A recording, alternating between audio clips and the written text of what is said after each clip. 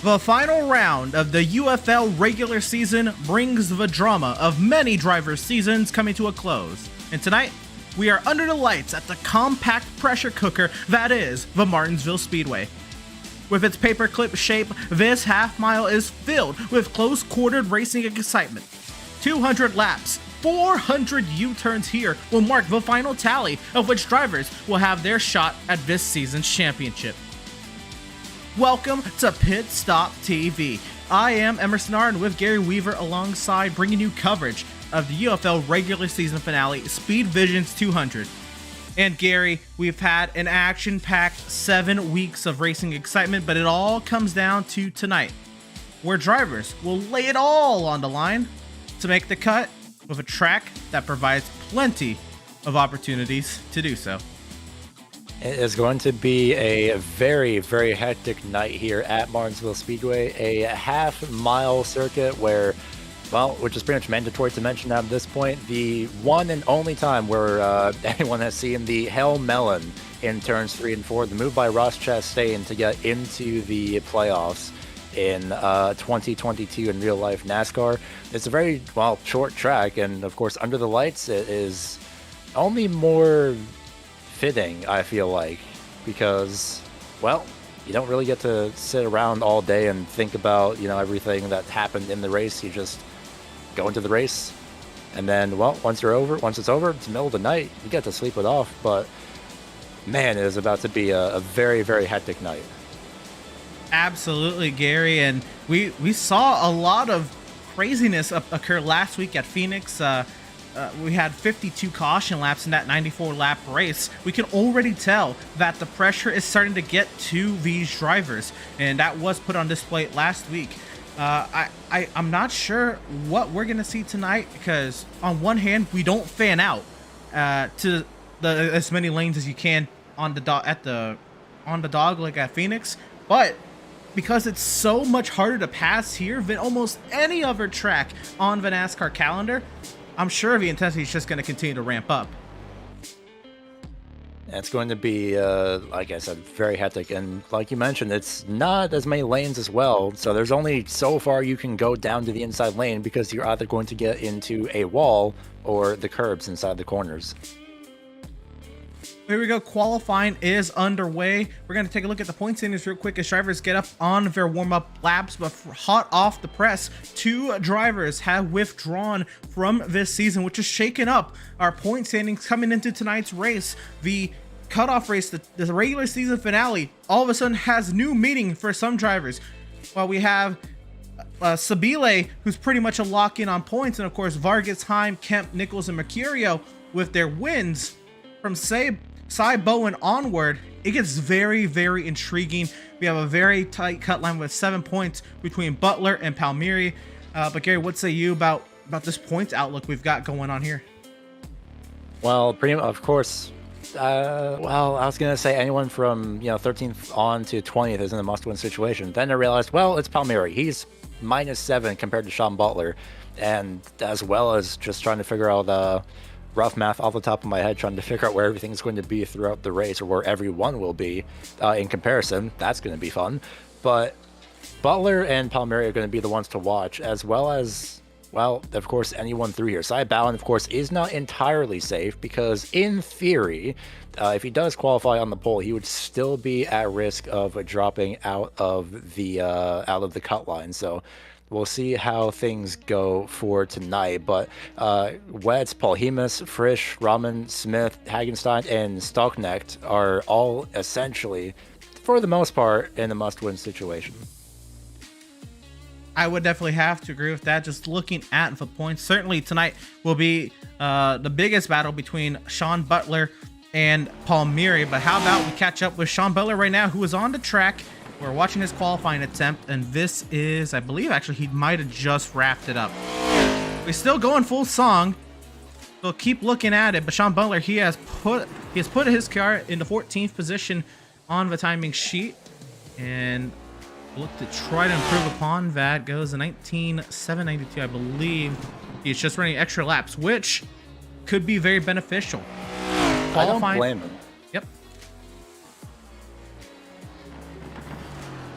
So qualifying here, giving you this much extra time with these laps being so short, you can get a real decent run on the far end of your qualifying session, your qualifying attempt here, and Butler really getting a nice feel for how this track may change as the night goes on.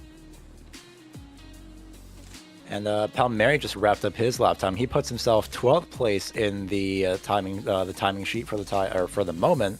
But there's still quite a few drivers that are left. Aaron Smith II, who I swear I keep seeing just everywhere on my entire, it's pretty much just anywhere and everywhere on iRacing. He was not able to put down any laps, I think, actually. Yeah, he might have had a couple laps invalidated, if anything. And he did, unfortunately. So he's not able to put in a qualifying time, but he is running practice laps, much like Sean Butler. And I wonder if that is going to be a pivotal point we have to watch tonight with Aaron Smith being starting this far back in the field. He's going to be in the mid-20s at best, and it's very hard to pass here. He's going to come down to pit lane. We still have 75 seconds left in qualifying, and not many drivers out here left to take time tonight. With that being said, we can go ahead and take a look quickly at what's coming up next on the channel.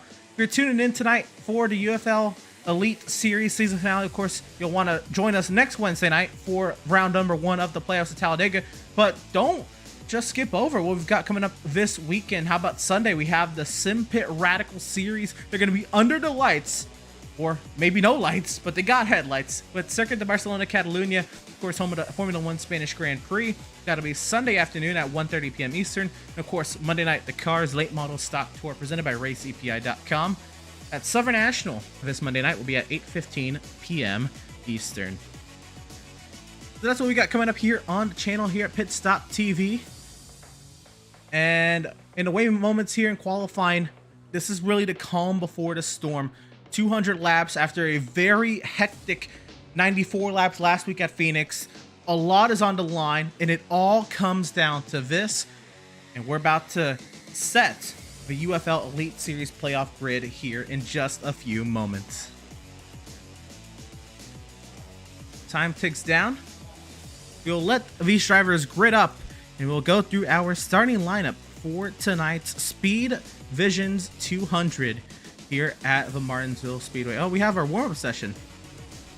I'm so used to going straight into qualifying, from qualifying into the race, but we do have 5 minutes to warm up. So we get to see these drivers a little bit more, let these drivers shine, and a final 5 minutes to do a mental reset before they embark on this 8th round on the season. Don't worry, I'm excited too. I thought, yeah, we're just going to go right into the race. Nope, it's a warm-up just beforehand. So it is going to be absolutely wild. A lot of drivers, of course, like you mentioned, going to be putting in these extra lap times. I think some are going to be trying to figure out where their pit stalls are, if anything, or if anything, also practice pit entry, because the brakes on these cars, well, they exist. We'll go with that. It's a very odd thing with the next gen cars, because I swear I'm not the only person with this problem, because I have seen a couple other people as well who have struggled to brake in pit road, and that's because it's a weird thing. These brakes, they work pretty good at high speed, but low speed, they're not entirely the best with how they're set up. So it's a very interesting conundrum here at Martinsville. I would have to agree. These brakes, even though they did get a massive improvement from what we had with the Generation 6 NASCAR Cup Series vehicle to this 7th generation next gen NASCAR Cup Series vehicle, it's going to take a beast of a brake package to slow a 3,500 pound stock car down to a stop. We've got pretty good ones at that, but I'm going to be honest, I don't think a lot's going to be perfect. We're right on board with Palmieri. He goes around, he clips that curbing, trying to avoid that car that was kind of chopping down from the outside lane there. He'll go around on the front straightaway there, and is not the tone you want to set here in this warm-up session before you get to racing tonight. Looking at one side of the cut line there with Palmieri, Sean Butler has elected to not run any laps just yet, at least in our warm-up session tonight. Just Malello goes for a little bit of a moment there on the front straightaway. 2.5 minutes left in warm-up. Last week's winner, Corey Heim, sitting on top of the charts in a great practice session. I believe he's definitely near the top At qualifying, Corey Heim looking to go back-to-back with a great run tonight.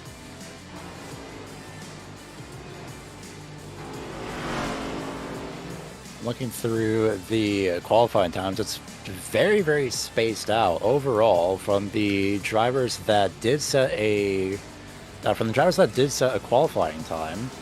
The from first to 22nd, the entire gap is 2.422 seconds. So that is, like you mentioned, not going to get a lot of field spread in terms of lanes wide, but in terms of actual pacing, that might be the case. A lot of drivers struggling with corner exit too. These cars are very much a handful. A couple cars going around there on the front straight away. And yes, these cars are a handful. You know what? Wow, it's not needed. I've noticed running laps here that iRacing just doesn't give you a fifth gear at all here. Like, you cannot physically shift the car into fifth gear, which always has led to kind of intriguing shift points on this track. Just because of the way the sequential gearbox is set up, you are very much able to shift here and get away with it, as opposed to previous iterations of a Cup Series vehicle. Most of these drivers will downshift from fourth to third gear in these corners, as it's a huge speed difference.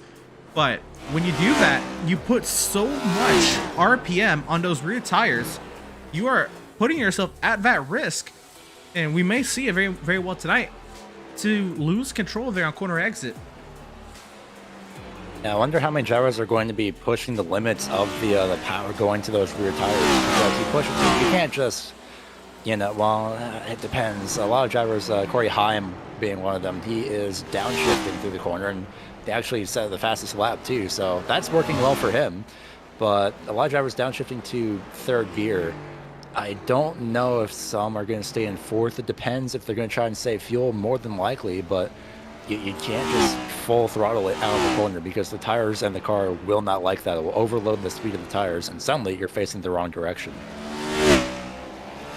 Absolutely. The best of the best, of course, they're going to be able to do just fine and dandy with it, but you're right. It may be a little difficult for some of the others to handle it. We may see that on display tonight. You already kind of gave us a look into the qualifying times, with there being such a wide gap in this field. Again, very intrigued to see how this race is going to play out, and we have 200 laps to see how it would all play out, and it's coming up right about now. We're about to head down to our grid. You look at this field one last time before these drivers are let loose here tonight at the paperclip. Let's go ahead and go through our starting lineup.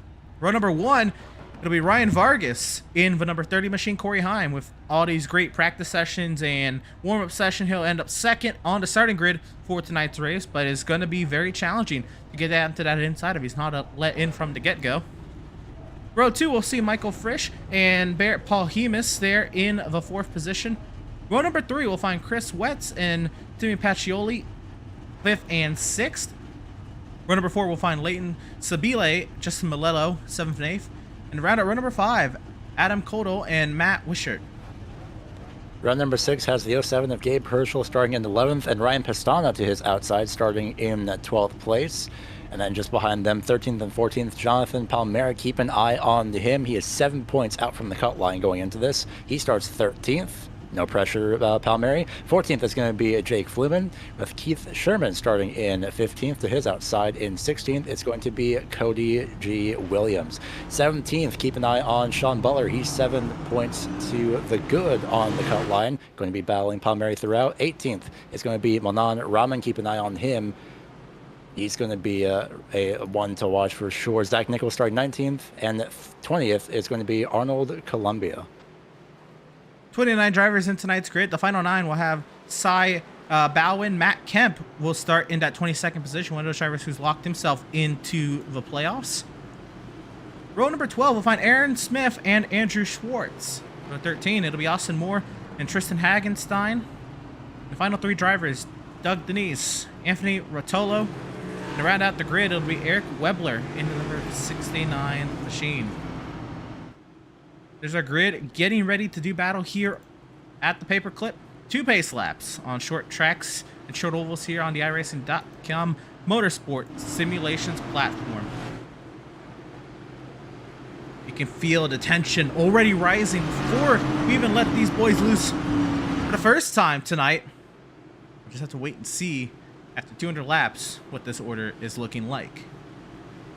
So as the iRacing.com safety vehicle heads down into the safety of the pit lane, the field is now firmly in the hands of Ryan Vargas, and we are racing from the paperclip.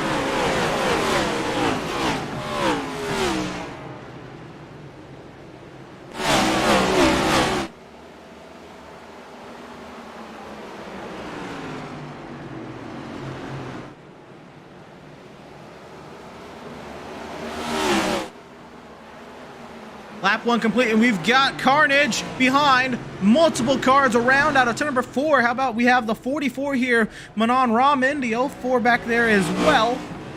And the first caution of the day is out. Well, Emerson, you remember what happened with the curb in turn 4 during warm-up? It happened again. Unfortunately, Koldal had struck that curb. Go ahead and take a look at what happened here. Get an overhead view. We're looking at Adam Koldal. I'm sorry, we're looking at Manon Raman behind Koldal. Up ahead, clips the curbing, spins out, and nowhere to go or anyone behind. We'll have to get another look and see what happened specifically to Koldal. It looks like it's a great job to Austin Moore to coming to a stop. He nearly ran into Aaron, and he stopped just in time. Oh yeah, it looks like really nobody takes too much damage in this early encounter. Take a look here and see what happened with the 01 machine, the 04 machine. Sure enough, a little too low there at corner exit. Just getting thrown around.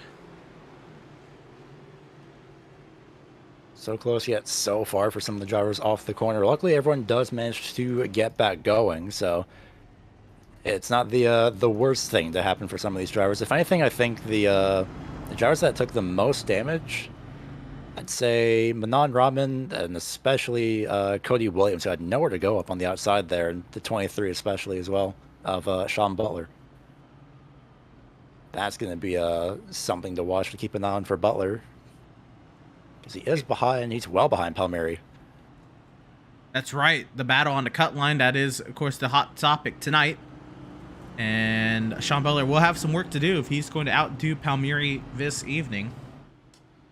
And at the front of the field, while both of these drivers are locked in, I do have to note, we did have a lead change as a result of the timing of that yellow. Corey Heim was able to outpower Ryan Vargas on corner exit and had the lead at least when the caution was thrown. So the 11 machine of Corey Heim in his EPI-sponsored Toyota Camry now holds the field in his command over Ryan Vargas. So flip the front row of the starting grid, and that's what we've got here for this first restart of the evening.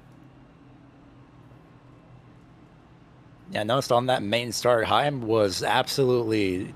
He's doing a fantastic job keeping his car up on the outside lane with Ryan Vargas. You don't really see that too often here at Barnesville, so that 11 of Heim has something just absolutely going for him on that outside lane. I wouldn't be surprised if he did choose the outside lane here for the restart. Certainly, it's so hard to find that right, I guess, pace or right way to go about that outside lane. Because while tires are not at as much of a premium here as, say, other tracks, just because of the speed you're having to slow down to in these corners, it still is very hard to find the limit of that grip, and Corey Heim will select the inside lane for this restart as we're going about it. But it looked like Corey Heim did have it down at least to a T, but maybe feels it's going to be better for himself to defend, maybe get a better launch on that inside lane, as the field will double up as we are approaching the restart. So it'll be Corey Heim from Ryan Vargas. It'll be Michael Frisch, Barrett, Paul Hemus, Chris Wetz, the top 5 as the iRacing.com safety vehicle finds the safety in the pit lane already. Off and running, green flag back in the air.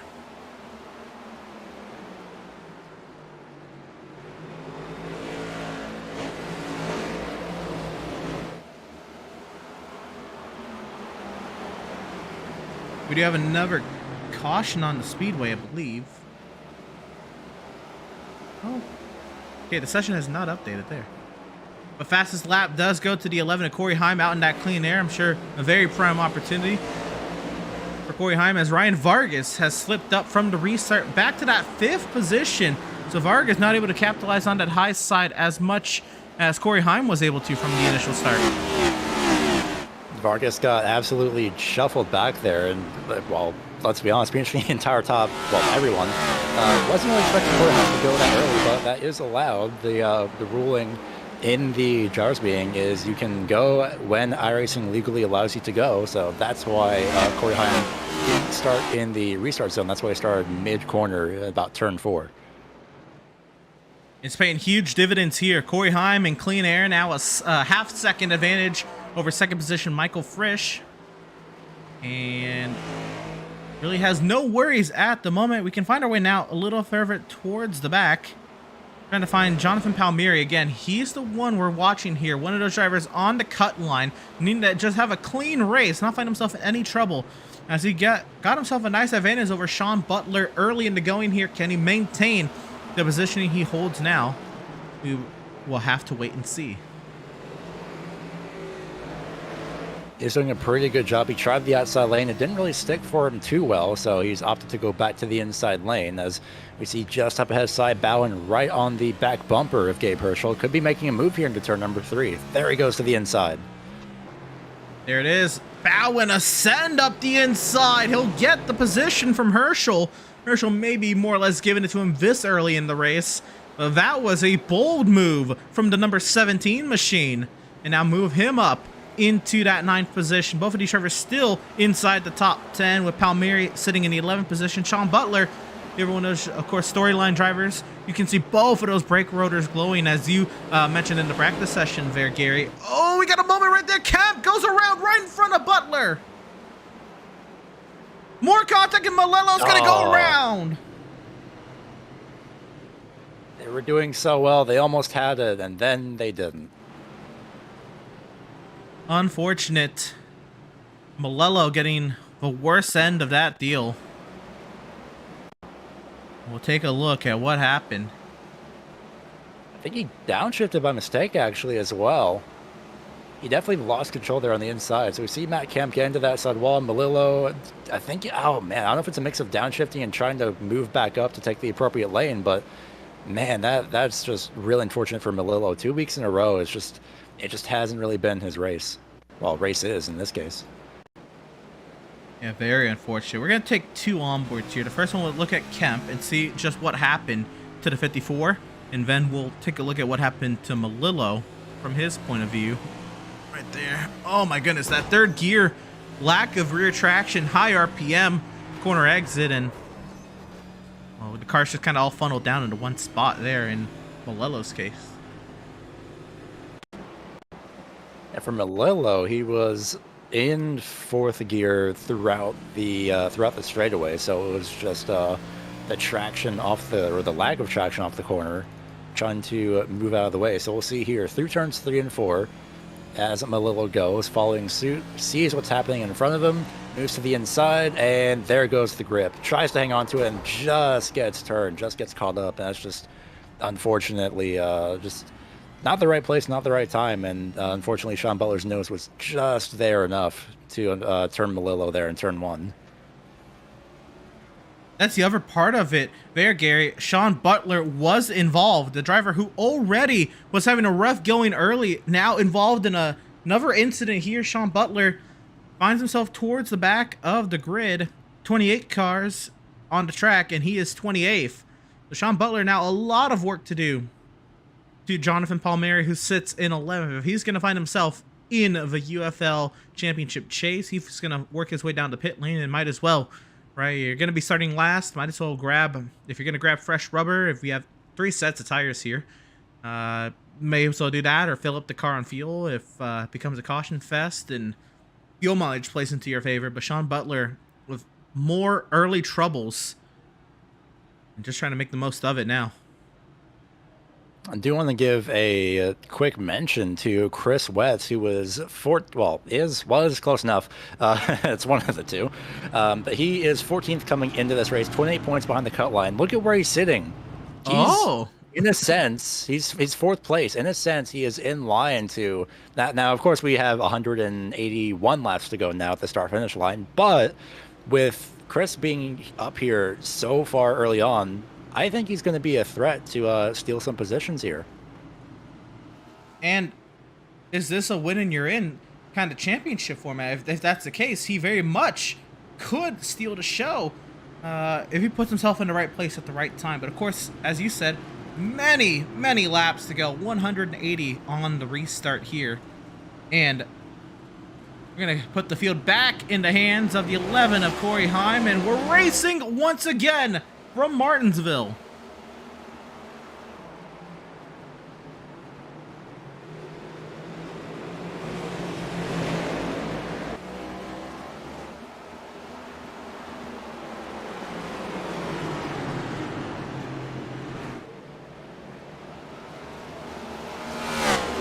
The battle for second is what rages on. Frisch holds station over Palhemus, but Palhemus had a bold lunge there into turn 3 to have his go for that second position, but to no avail. It is the 58 from the 79, second and third. Ryan Vargas puts himself back in that fourth position with Chris Wetz holding in fifth.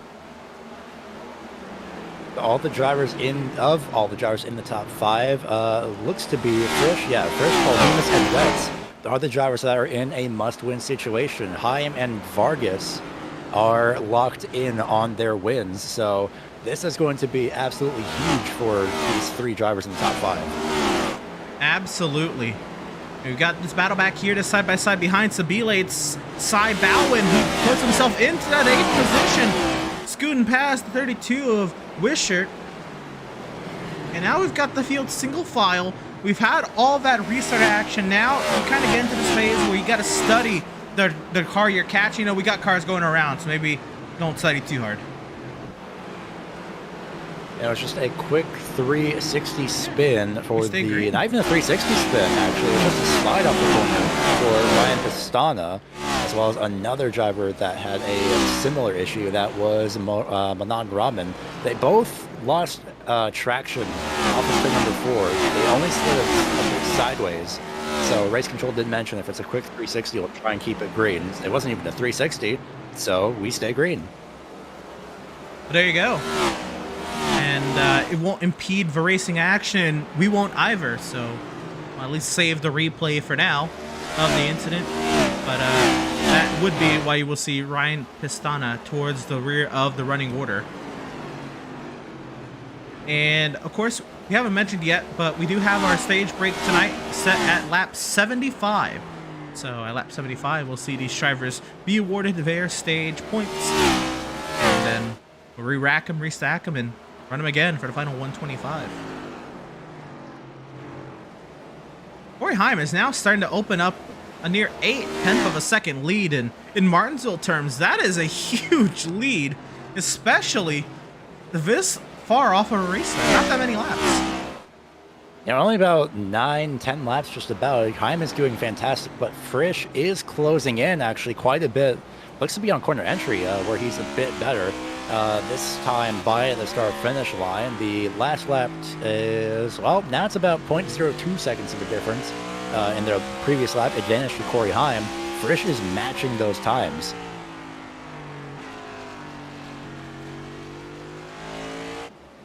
Will be something to keep an eye on. But look at Sean Butler, who has been hightailing his way through the field, Gary. He is up to that. This is the 16th position he scored in, with Palmieri in 9th. Now 15th for Sean Butler.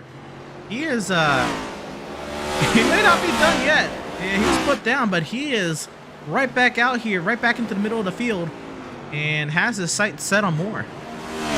I have to say, much like the street stocks on the surface, the next-gen cars are built like tanks. It will take one heck of a hit to get these things out. And it depends on where you hit the car especially, but these cars can take some broadside impacts pretty well. So long as the tow link isn't broken, you can pretty much keep going as if nothing had happened.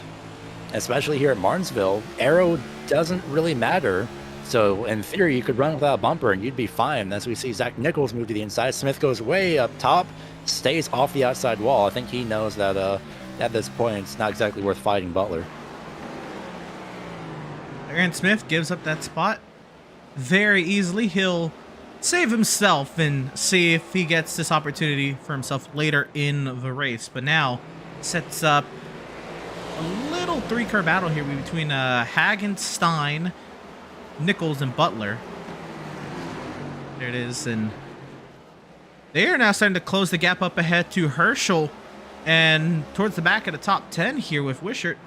So this may just become a more of a big train, which is more or less what we see here at Martinsville typically, but they are closing that gap to Wishart, who again is the car directly behind position-wise to Palmieri. Stacking up there, Nichols can't get it off the corner. I think the tires for Wishart have pretty much fallen off. He is going to get passed here by Gabe Herschel on the inside, going into turn number 3.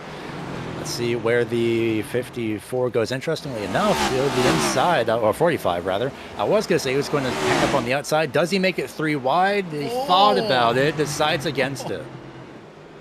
I could tell he was thinking about it. He wanted it. Well, I think he thought better of it. It's way too early to make that kind of a risk. And oh my goodness, Wishart way up the track, and problems for the 32 is caution is out on the speedway.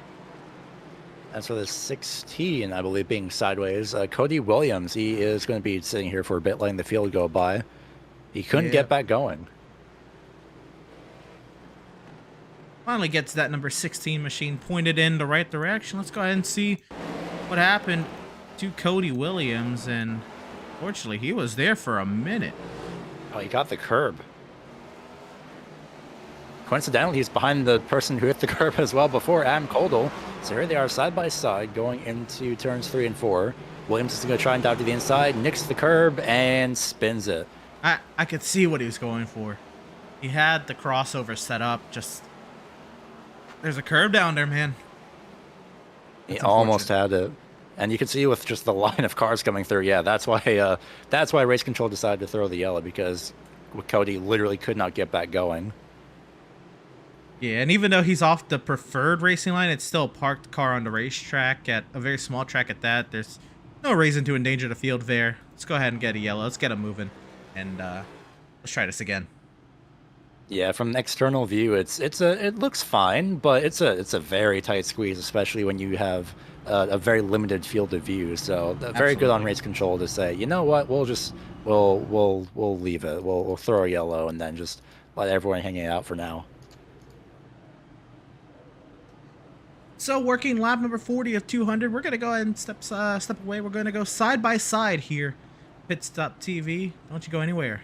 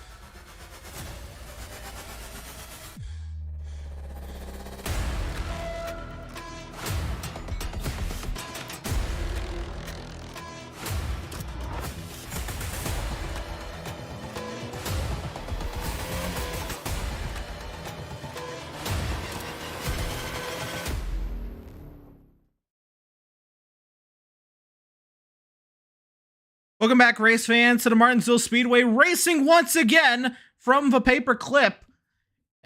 The field was definitely in the hands there, Corey Heim, as they went by early, and you can already see Corey Heim opening that advantage right off the bat. Side by side, Frisch and Paul Hemus wrap up the first lap after the restart. Paul Hemus got a bit loose off turn 4, but he just managed to hang on to it, kept it off not only the wall, but also off the bridge, and now sits directly behind Corey Heim. Again, in line to, well, never mind. I was about to say in line to strike for the lead at some point, but a spin from the 04th Koldo, unfortunately, has changed that otherwise. In fact, he got caught up in that. It was Rotolo that got a bit of contact off turn 2. Unfortunate. We'll go ahead and we'll grab a look and see what happened to Anthony Rotolo and find it here.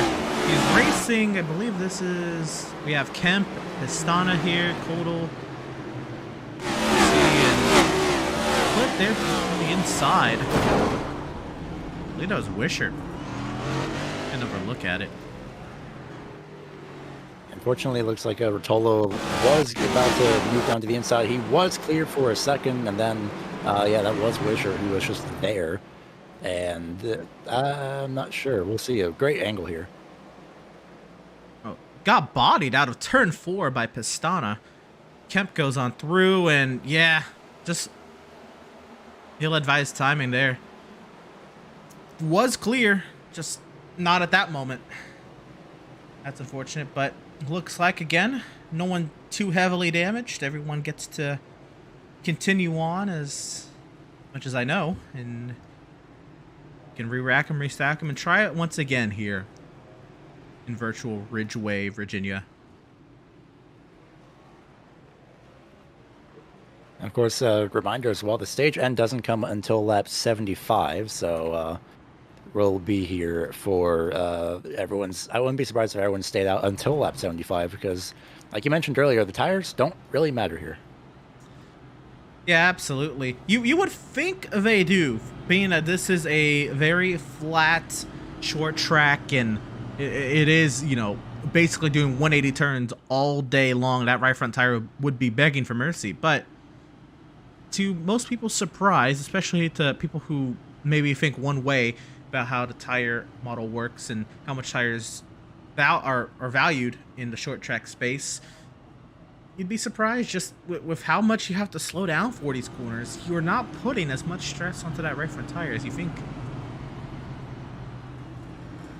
Yeah, it's quite slow. About off the top of my head, I believe it's about maybe like 30 something miles an hour. Well, not 30 something. That's a bit too slow for these corners here, especially at race speed. About about highway speeds. That's somehow I was thinking not highway speeds, but yeah, about 60 to 70 miles per hour mid corner. Sometimes 75 if you're just absolutely on it, but definitely about 65 to 70 miles per hour through these corners. So a quick yellow, the field will get restacked. It'll be Corey Heim, Michael Frisch, Barrett Paul Hemus, Ryan Vargas, Chris Wetz, Leighton Sabile, Cy Bowen, Jimmy Pacholi, Jonathan Palmieri, and Zach Nichols. Top 10. Sean Butler up to 11th, and that is something we're going to have to start watching here. We do have that cut line battle to worry about tonight, and we're racing once again as Corey Heim steps on it.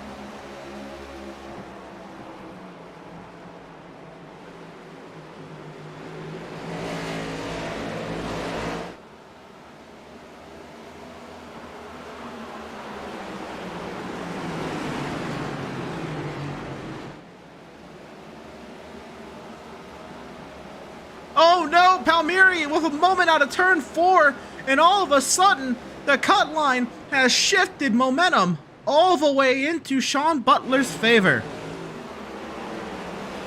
Man, oh man, that is, well, Butler now going to be sitting at least at 10th place, the spot that, well, Palmieri was sitting in. Palmieri now all the way back to 26th, and a car in the wall off turn number 4, and it's another crash. The 5 over total gets spun. That's in front of Matt Kemp. Oh, goodness. Oh, guys. Things happen fast here. It is very difficult to navigate this track in a field of 28 cars. It is not easy by any means. Take a look and see what happened here with Anthony Rotolo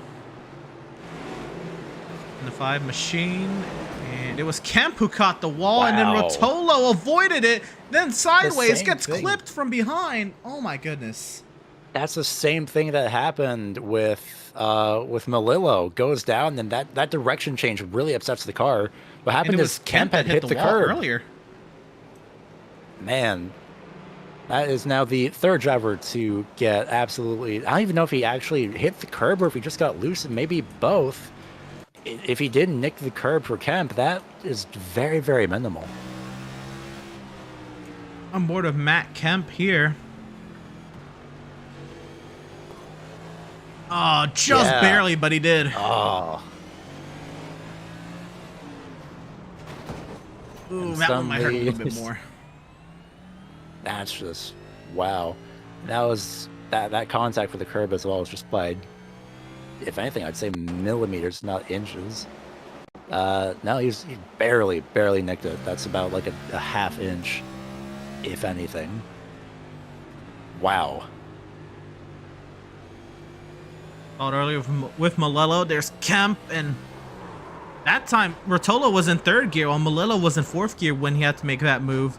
But still, they both hit way past 7,000 RPM in an instant, and the rear tires just could not handle it. You're right, that you just lose so much traction when you swing the car around that way.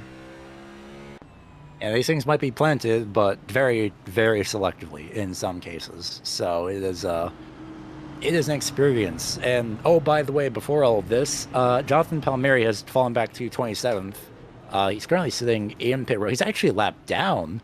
Oh no! I was going to say as well before everything kicked off, is if Palmieri could do the same drive through the field that had happened for that Sean Butler did. Did Palmieri, I don't know. I was going to say, did he nick the wall on the inside too hard? No, I'm looking back through. I think it was slightly a part of that crash. But, he actually squished in the left front. So he's probably saying into fixing that, then got just stuck a lap down, fixing all that damage. Unfortunate circumstances here in the first, I guess we've just eclipsed the first quarter of this Speed Visions 200 UFL Elite Series regular season finale. And Jonathan Palmieri, one of the drivers on the cut line tonight, needed a good run to kind of solidify a spot into the chase field. Now finds himself on the back foot. It is not over by any means, but will need to find himself back on the lead lap and then drive through the field in a similar fashion that Sean Butler was able to. We'll have to see. As the iRacing.com safety vehicle in the safety pit lane, give us the field back to Corey Heim. We're racing once again.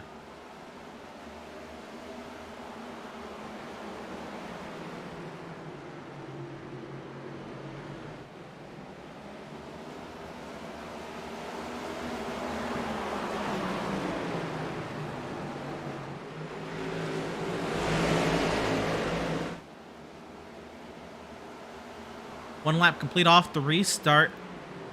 Oh, now Rotolo around though again. Actually, was he caught up in another? Yep, he was. Unfortunate. That's contact between Frisch and Columbia off turn number 2. And we're going to get a look at it here, but it's starting to seem like when it rains, it pours for Anthony Rotolo. Oh, Butler was also just barely caught up in that. Goodness.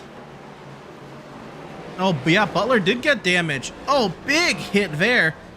Coming up with the 40 car, Doug Denise. And Rotolo, again, with the worst end of the stick. Is that 3 incidents in a row for him? I think so, just about. Butler got a couple, not sizable hits, but he definitely did get hit on both sides.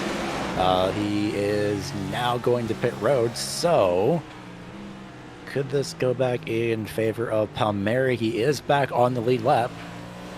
Oh boy.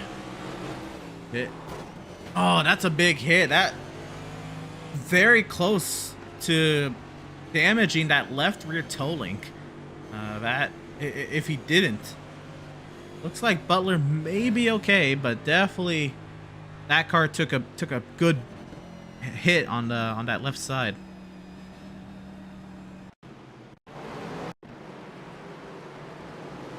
Go one more time, but this time from the view, Jonathan Palmieri. Butler at the moment has at least gotten out of his car. He has not retired. You can look at, you can, of course, leave the car, and so long as it's in your pit box, man, Palmieri, he got very, very lucky. And remember, he was the first car one lap down. So if he got a 0x car contact in that incident, he would have lost the lucky dog. Yep, and the reason that iRacing has something like that is essentially so you don't just intentionally spin somebody out and get a free pass that way. Which sometimes it works out in its favor, and sometimes it does not. Oh no, Sean Butler, he is no longer on the pit lane. Might be technical issues on Butler's side.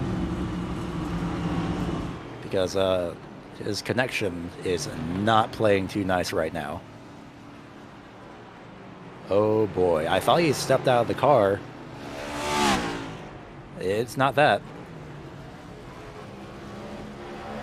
Unfortunate, because it's been a great drive so far, but maybe that did break a toe link. Or maybe this is ill timing for an internet connection problem. It's definitely ill timing because, well, message in the system says Sean Butler connection dropped due to upload packet loss. Now, he can still join, provided his actual connection is fine. We'll have to wait and see, but it's not entirely over yet. Remember, it's Martinsville, and there's still over half the race to go as we are 1 to green. But right now, Butler is 3 laps down. We'll see how things go. Yeah, but if we get a decent length restart here, it's going to be hard to overcome for Sean Butler. Of course, we'll wait and see. The field back in the hands of Corey Heim. He waits late that time. Well, late as to when he normally goes, but we're racing once again. And we got a car around in the middle of the field. The 07.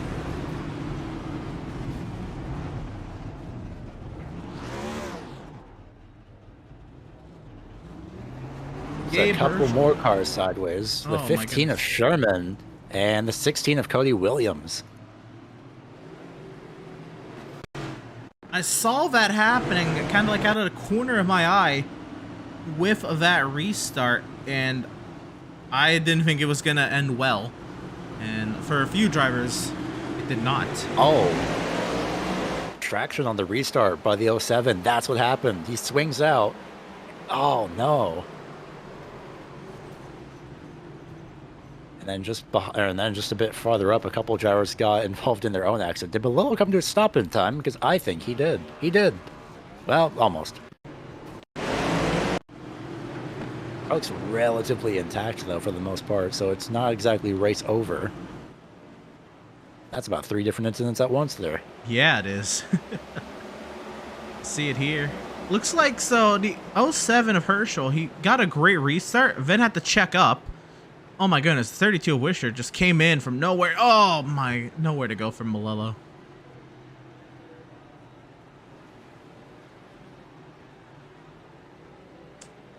Yeah, so I'm thinking that started because Herschel just made such an evasive action, trying to avoid the rear end of the 27 in front of him. And this also could have been a result of Corey Heim went so early on the previous restarts. He might have been trying to time it. Oh, no, there's just a checkup with the 45.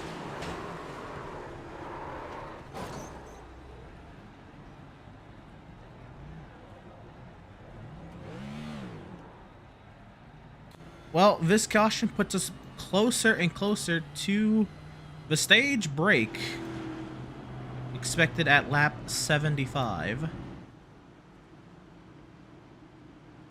And Corey Heim now the race leader, but finds himself in traffic due to all those lap cars, or all those cars involved in the incident being trapped behind the safety car.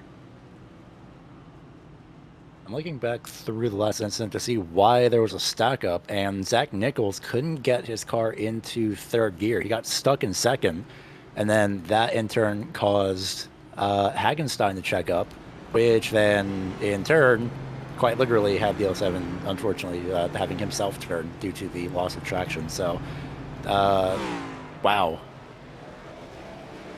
I think by the looks of it, by Sean Butler not being back in his car, let alone even in the server, I think that might be it for Sean Butler's chances. That's unfortunate. He drove a great race, but Martinsville is just a very, very difficult to tame beast of a racetrack. And we throw this many cars on it with this many drivers, and rightfully so aggressive drivers. This is what's going to happen. And it's unfortunate that Sean's season potentially comes to a close in this manner, but thus is the way things go in motorsport. I feel for him too. He did a great job driving back through the Absolutely. field. Palmieri did the same thing, and then they both had their fair share of issues. So this opens up. So far at this point, Palmieri's relatively in, but he is not safe because again, Chris Wett's still in the top 5. He could still steal at least a position or two away. Absolutely. Same goes for Paul Hemus. Yep. Yeah, it's not over for Wett, Paul Hemus, or Frisch, or Ramen. But back to racing here at Martinsville. 3 laps away from the stage, and Paul Hemus wants a piece of Heim.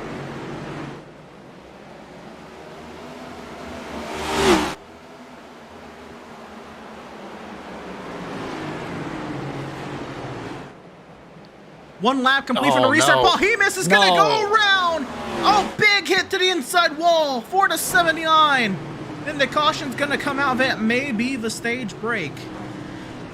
How did everybody miss the 71 of Chris Wett? Oh my gosh.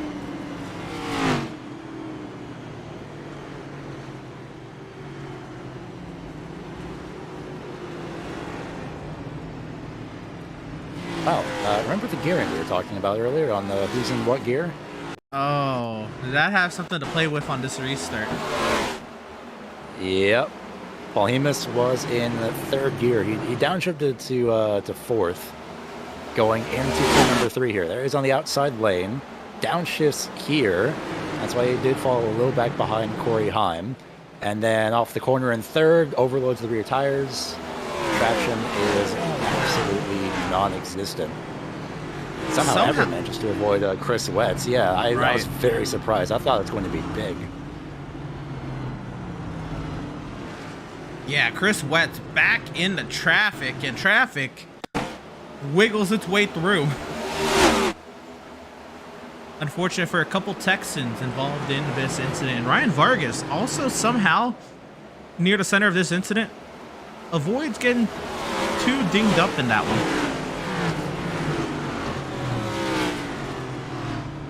Man, great heads-up driving by everybody. Once again, that is that could have been so much worse than it was. My mind flashes back to, I forget what year it was, but once I say everyone will probably remember, I think Jimmy Johnson was involved in the crash too. It was a crash coming to the finish where the entire track was just blocked at Martinsville here. So it was that's where my mind flashed to for a second. It's like, well, this could be like that all over again. My mind thinks about almost every year here. That is fair. That is fair. Yeah. There's a not really any. There's not too many lanes to go. Now, I would have to double check. I don't know if many people. Aaron Smith is pitting there. I'm thinking. Well, no, there's been definitely a shakeup up here in the top 10. But what I do know for sure is Corey Heim did win the stage. From then on, it may be anyone's guess. That might have to go back to timing and scoring, seeing what cars are rolling. You might have to go back to the moment of caution.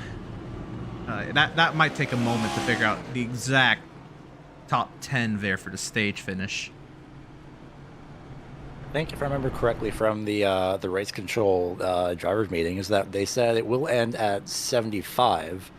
Of course, I'll have to wait and see. I believe they do also mention who's where in the outside. That one did go to pit road, so we'll see how that fares. Just wait and see then, I guess, or we might have to wait for the point standings post-race. But that'd be interesting to see if the stage is regardless of session state, and in that case, you know, or drivers who may have been wanting to finish this lap stayed out, like Corey Heim, or I'm not sure, but Corey Heim, he doesn't. Well, I guess you would also get the playoff point if you win the stage. Very intriguing dynamics here, as we are 121 laps to go with this restart. And it's the EPI teammates on the front row of Corey Heim and Sabile. And green flag is back in the air. Heim gets the jump. Sabile files into second. Wishart and Frisch third and fourth.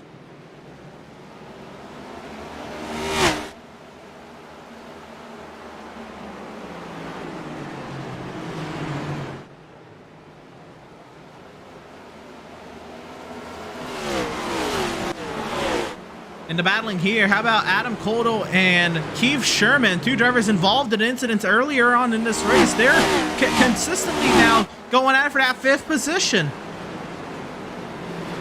And the only reason why they're up here is they are 2 of 4 cars that have not pitted. So 17 goes around by Bowen. Bowing around and back into traffic, nowhere for Wetz to go. And that may put a huge dampen on Wetz's season. Oh, that was almost. Oh no, is that suspension broken? For the 71, definitely. Well, maybe Chris Wetz, yeah, he nailed his left front on that one. Oh yeah, there it is. Oh my goodness. Try and flip it around. I don't blame him, but he almost asked you. Wow, that was. Oh, for Bowden, what happened? He rolled back. He didn't hold on to the brake. Yeah, that's unfortunate. We'll try to see what happened here. We'll have to go back one more time. We're going to catch it late, but rolls back into traffic. He kind of had the brake, kind of not. It almost looked like his foot was kind of resting on the brake pedal there. But that's unfortunate. We'll get one more look at it here. What happened to Cy Bowen, and closer look to see why he went around in the first place. Was it contact? Was it contact with the curbing? Or none of the above? Corner exit. It was the. Yeah. No, it's not exactly. That gear matters, but 3rd gear. It was corner exit. He was very aggressive with the throttle. The eyes may have just Something gotten wide. 1,000 RPM. Ooh. I mean, the eyes may have just been wide of air with an opportunity to pounce, maybe and to stay in this battle, but goes around and comes back into traffic, and that also flipped the 07 of Herschel nearly into a complete stop in that incident as well. But unfortunate for Chris Wetz. We'll get one more view of the incident, but this time from Wetz's point of view. As this is huge implications on Wetz's season. He almost was in a must-win situation as it was. Not only was Wetz involved, as we'll see here. He's fine, and everyone slows up right at the last second. You see the 40 there up on the outside. That is Doug Denice, who's been having a relatively okay day. Cody Williams also involved in that as well. His front bumper's already crushed in beforehand, but this is insult to injury, and you can see how much damage that the 71 has here from the onboard. Fortunate, man. That is huge. Huge implications in terms of looking at who makes the playoffs. Wets was 28 points back of the cut line of Sean Butler. But since then, Sean Butler has disconnected. And Palmieri then kind of took charge of that cut line. He was 7 back. Now Palmieri holds that with Sean Butler's retirement from the race. Actually, that's not... right now, he is 7 spots ahead of Butler. It's almost a tie in the cut line between Butler and Palmieri at the moment. And Wets, 21 points back of Palmieri. Now, Wets is 1 lap down with Palmieri as well. He probably only took the required repair, if I'm being honest. And he kind of has to if he wants to keep his chances alive in this battle to make it into the playoffs. Racing once again from Martinsville, Corey Heim, Lane Sabile, front row.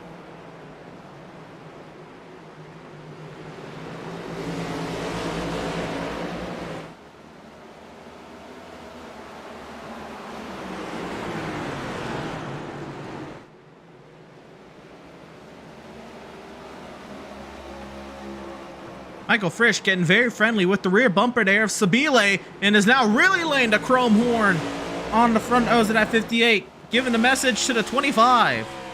Oh, crash in the back. Everyone hangs on to it. No, 91 goes around and the 99 as well. Man, everyone just makes it through. That started with a 32 off turn number 2. Oh man, Wisher got way out of the groove actually on corner entry. In fact, corner entry to turn 1, he got way out of the groove. You said the 99 was involved. They were running in 7th. And oh my goodness! We caught it late there, but that was a big hit for the 99. Oh my goodness. That's about the biggest hit you can't take at Martinsville. Yeah, that's at the end of the straightaway. And it was a head-on impact. Austin Moore, literally just a few meters, question mark? Yeah, it's one of the two. There's Wisher. He was way out of the groove. See the 99 just slide right through. It's the same thing we've been seeing so far. Austin Moore had the same accident just a few feet behind. And he had a bit of a lesser impact. So he's okay for the most part, at least in comparison to the 99. It's definitely in a better condition, we'll say that. Palmieri is back on the lead lap. I think he's maybe still going to be trying to repair some stuff. We'll see. But, man, for some reason, Wisher was way out of the groove off turn 2. And then it was just on from there. Trying to find it there. Trying to find Wisher. We found him now. We're going to be able to get a look and see the onboard from Wisher. Going to see what happened here. Down just the third gear. He's on the high side, pushing tight. And you know what? He was pushing so tight, he put a lot of wheel into it that the car went around by the time he finally got to the straightaway.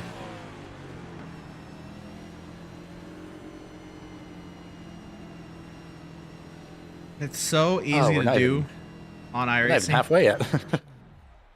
That is unfortunate, yes.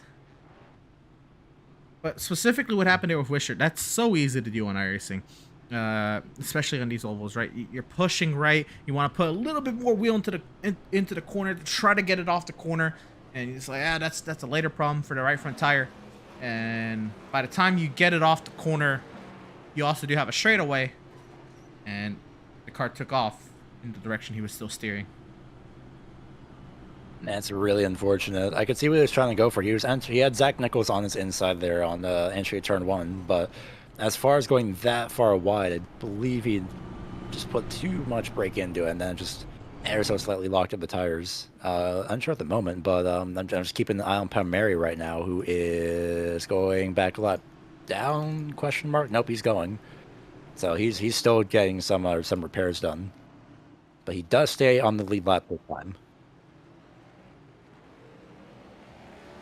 Yeah, very intriguing circumstances because we still have this kind of going on. We have Paul Hemus, who was 22 points back of Palmieri. Paul Hemus sits 6th and Palmieri is 21st. So something to think about there as well. Plus, if Paul Hemus got stage points and Palmieri didn't, is another thing to consider. The field into the hands of the 11 of Corey Heim, racing once again from the paperclip. 106 laps to go.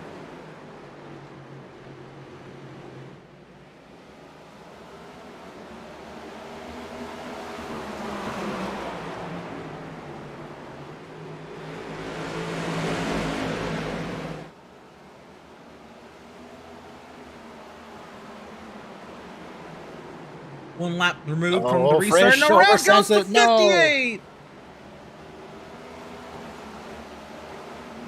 Oh, he sent it too much. He was being too aggressive there with trying to get by Leighton Stabile.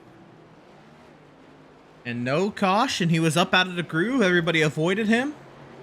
And we continue on. Well, it was a one-car spin. Yep.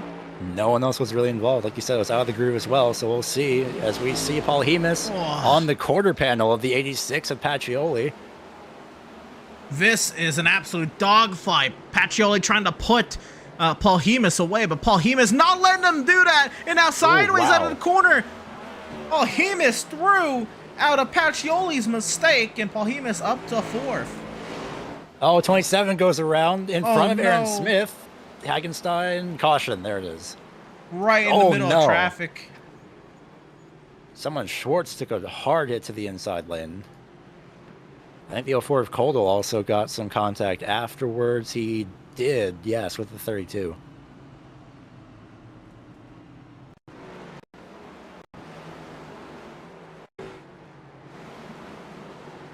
Tristan Hagenstein, center of this incident.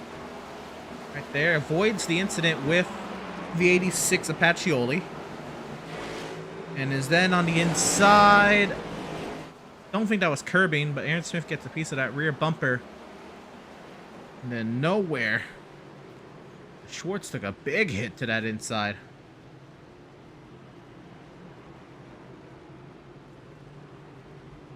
One more look at it from Schwartz's point of view.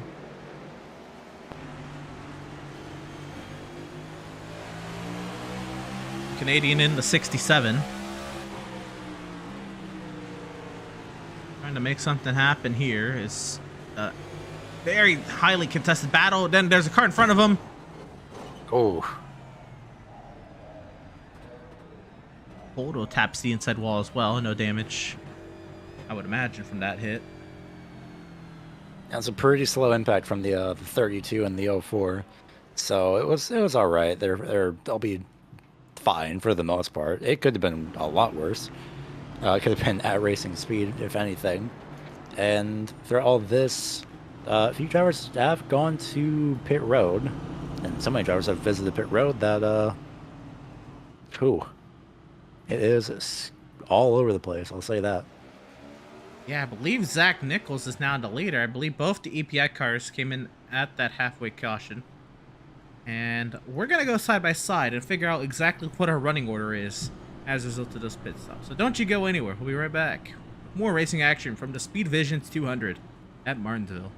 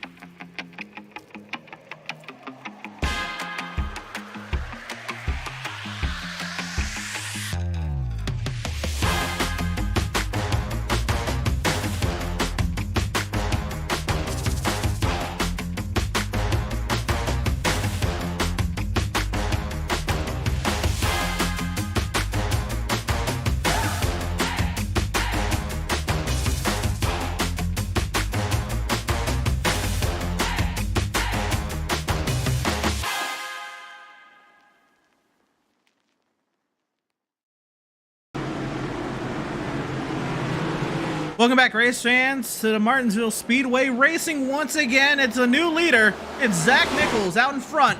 Lap 105 of 296 laps to go.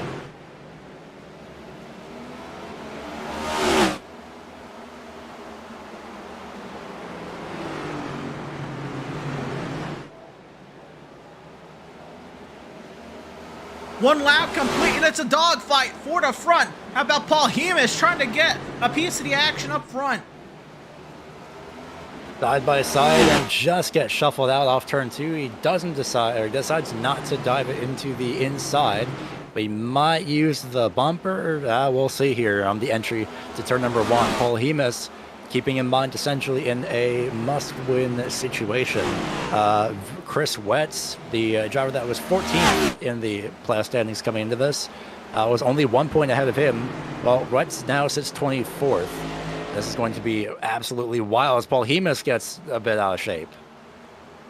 Timing and scoring has Chris Wetz stuck in that top position. We'll see if there's something we can do about that. But the caution 15 of Sherman out. Around. Keith Sherman, he's had an incident too. Oh, Paul Meary involved.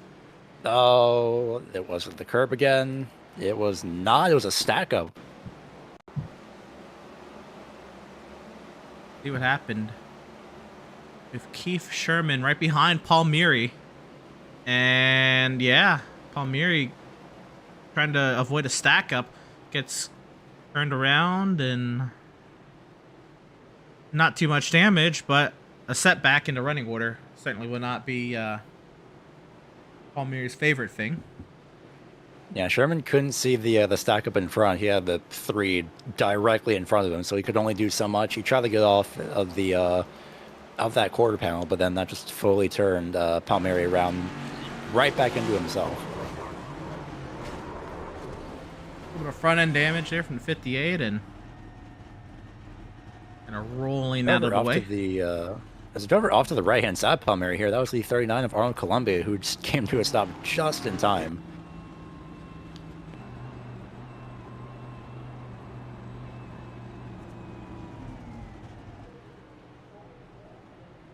So there is Paul Meary on the pit lane, and there's the leader, Zach Nichols. Now, Timing scoring still has Wetz up front, which isn't too much sense. What's about his Wetz currently scored? He's currently sitting, at least in real time, 25th. He's just about to leave pit road. Sabile might get trapped a lap down. We'll see. Oh, he is cut. Oh, no! Oh, no, Sabile! No. Oh, my goodness. Trying to beat the pace car. And he beats himself. The -1 lap. Yeah. Should have just taken the -1 lap. Oh, man. Unfortunate. Well, this doesn't mean his chances are entirely over, because he was plus 84 points coming into this. Right. He should be fine. But at the same time, I wouldn't have done that in that situation. First gear, he sees the pace car, trying to beat it, cooking, and barrels. Unfortunate. Oh my goodness.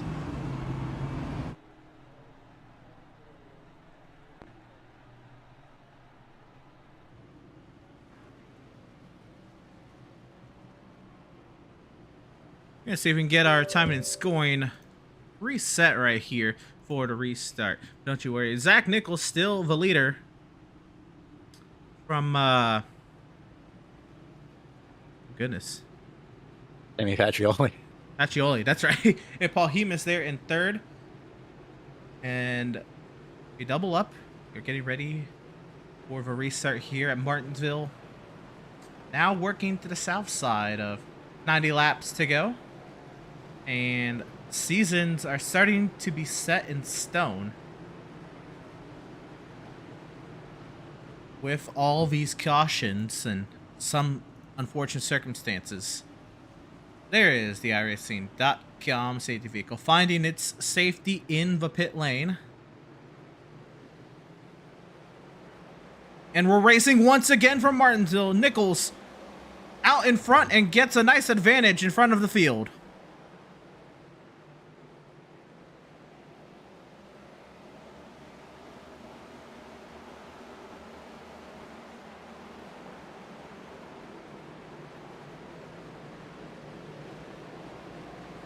Oh, contact, the 17 side bowing around again in front of the 44 and the 58. Oh, and the 15 gets involved too. Oh, man.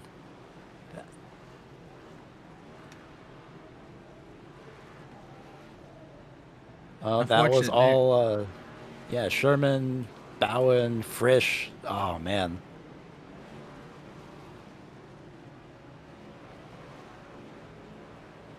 We go grab that replay and see what happened. There was a big incident there. Then on the front straightaway. And here it is. Sherman unfortunately approaches into this. Cy Bowen, he's the one that goes around. And wham, nowhere to go for the 44 or the 58. Nowhere to go for the 15. Plows right in there. I don't know what happened with Sherman, but the initial contact was Bowen as well as the 43 Pistana. Pistana got loose up on the outside off turn number 4. And we'll see it here. Malillo there on the inside, bound in the 17. There goes Pistana, gets loose, just barely tags Bowen. Yep. Nowhere to go for the 54 or the 58 and the 44. And wow, Sherman just came flying through there. Yeah, very similar to the incident last week. The 51 came in, but that was much, much later after the caution was out. But this, very unfortunate. That more or less is how quickly things can happen here at Martinsville. We'll get a look and see what Sherman saw from all of that. I'm sure he probably didn't see all that much to get involved in the incident like that.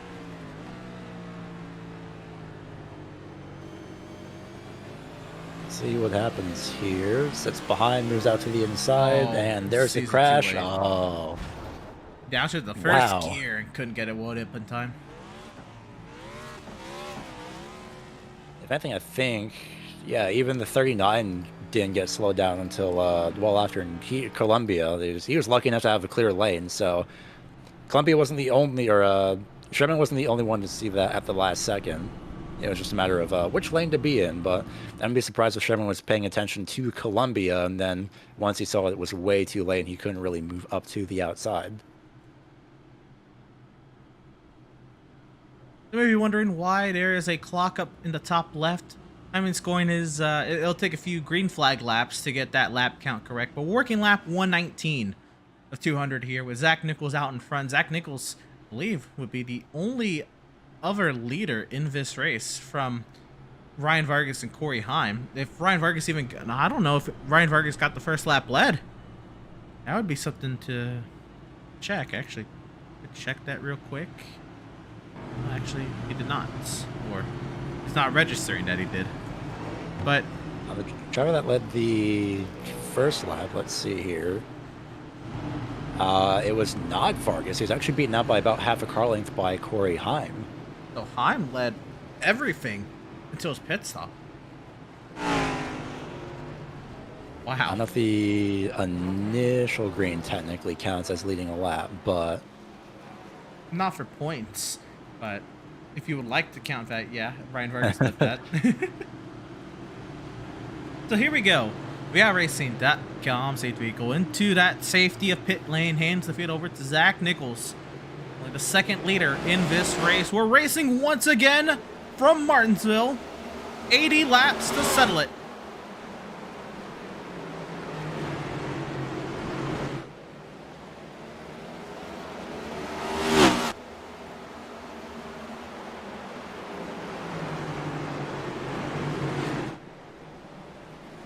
Oh, 27, Hagenstein around. He saves it. We're fine. He's actually sideways on corner entry to 3, but he's all right. Hagenstein back in the 19th position, but holds station. On and jostling for position here. Rotolo gains a good bit of spots there. Austin Moore had a moment there out of 2. He was sideways all over the road. Everyone keeps it going straight.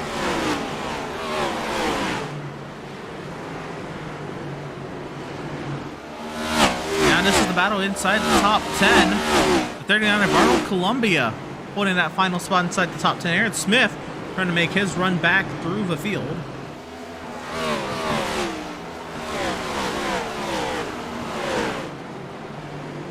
Meanwhile, Corey Heim right now. he's up to 5th. Make that I fourth. swear on the restart, I just saw him in 9th place. What happened? What? He's turned on the jets again. We didn't see this kind of run from Corey Hyman since the start of the race. I'm gonna guess there may be a reason this guy has an NASCAR National Series ride. Fair point.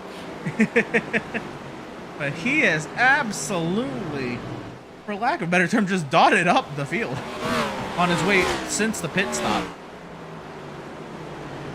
Top 3 still Nichols, Pacioli, and Paul Hemus. Well, Paul Hemus, I'd be a little bit worried. Last time by, it was 0.2 of a second faster for Corey Heim.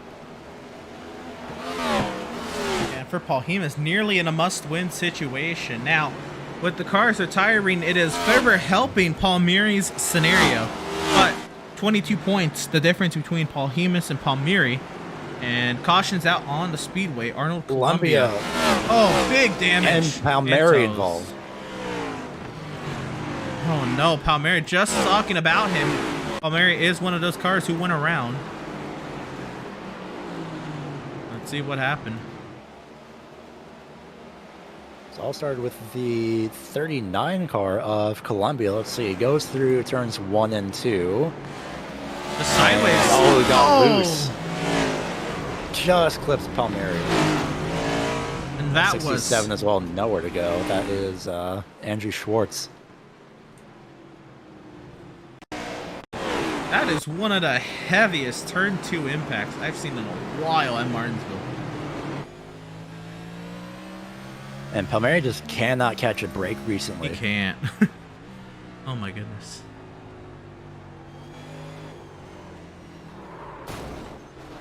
Whew. Crunch. And not the Nestle kind. And not the good kind either. Yeah, a few drivers gone to pit road. Matt Wisher, Justin Melillo, Cody Williams, Matt Kemp, Chris Wetz, and Palmieri. And they're just about to exit pit road. I think Palmieri making a comment over the radio saying, I pit just about every caution and I'm tired of it. And yeah, I don't blame him. Just clipped, man. And it's tough. It is a hornet's nest back here. And that's any race at Martinsville. It is so difficult to pick your way through a field of cars. And honestly, further kind of complements Corey Heim's drive through the field. It is so difficult to work your way through a field of cars in a regular season, basically elimination Wednesday race, and not get caught up in an incident like that. Palmieri, unfortunately, getting the short end of the stick many times tonight. But still has that car running, which is huge at Martinsville. That's going to be it's a great advantage for cars, not only running but also on the lead lap as well. Oh, yeah. Looking through the standings for the time being, right now it's 20th, basically effectively 20th on back, or at least 2 laps down at minimum. Doug Denise would be the first car to get a wave by if we do get a caution again, unless Chris Wetz doesn't leave pit road, but we'll see. But Jake Fluman, Michael Frisch, Leighton Sabile, Ryan Vargas, and Sean Butler are all officially out. Rahman still trying to get his car repaired. He has not left the track just yet. Good update there on the drivers still or not, or I guess still in the race or have called it a day. And imagine most of the drivers who either are locked in or had no chance of making the chase have called it a day, and most of the drivers who need to get back out there, they're still giving it a shot. iRacing.com safety vehicle. The sounded safety back in the pit lane. The field back in the hands of Zach Nichols in the 45, racing once again from the paperclip.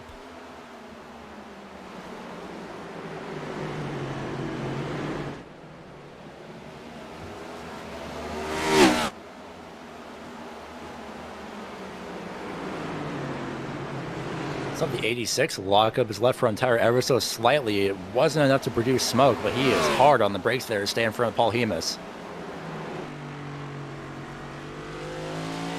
Sideways, the 86 of Pacioli. Or does Corey Heim go top side? Very, very interesting to see. He gets loose again, Pacioli does. Oh, look at this. Wide, yes it is. And they all made it through. Beautiful stuff. Beautiful move by Corey Heim. And we've got a car around. That's Hagenstein.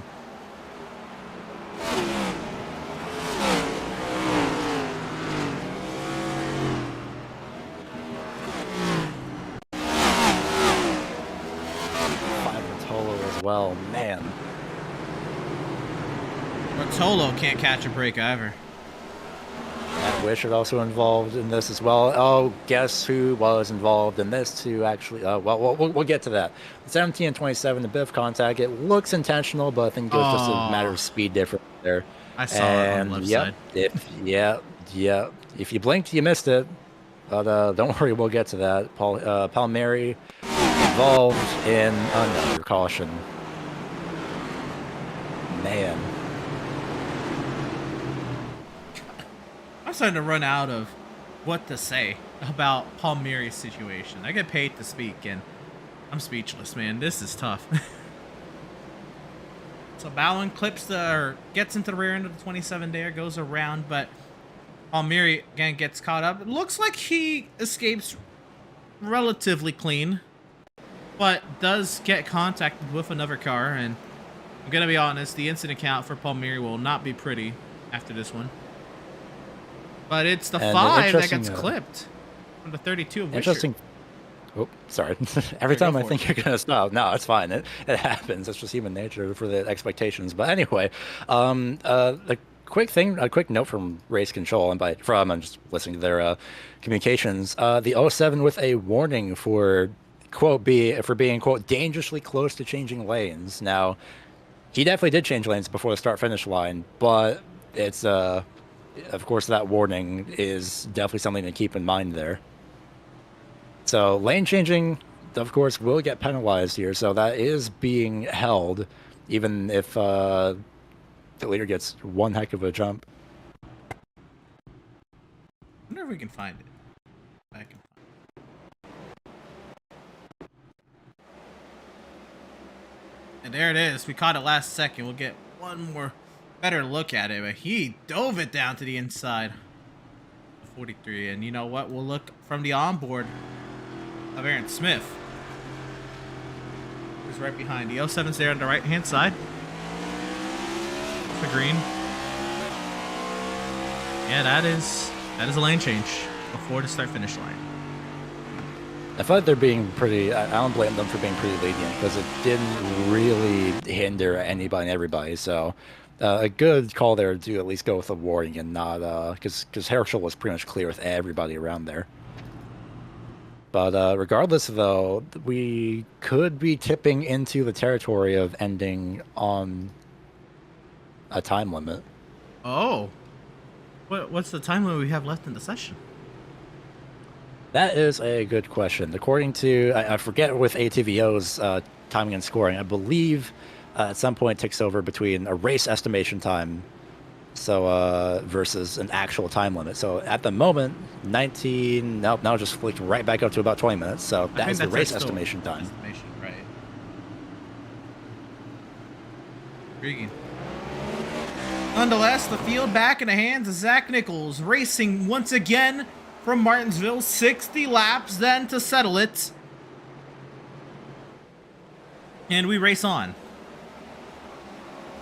Corey Heim up to third.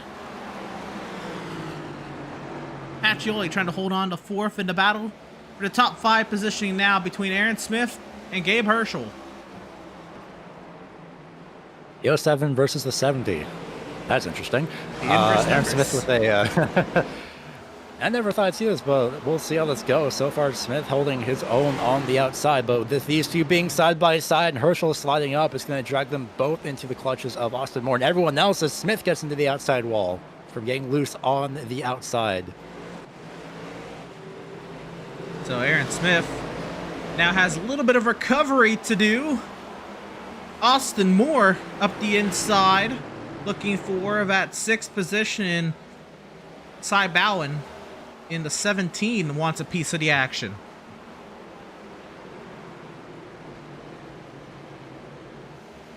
So if this is correct, oh no, was that the Wisher around in the back? Oh, Pistana in the 43, but he saves it. Saved it. Oh, baby. He didn't hit the inside wall, for anyone wondering. He locked the brakes down and just kept it off of the of that inside wall. Good stuff then. 5 Rotolo. He's getting pushed around by the 67 of Schwartz behind Justin Malillo. There's that battle, but gotta get back up here to this fight between Moore and Bowen. Moore at 7th position.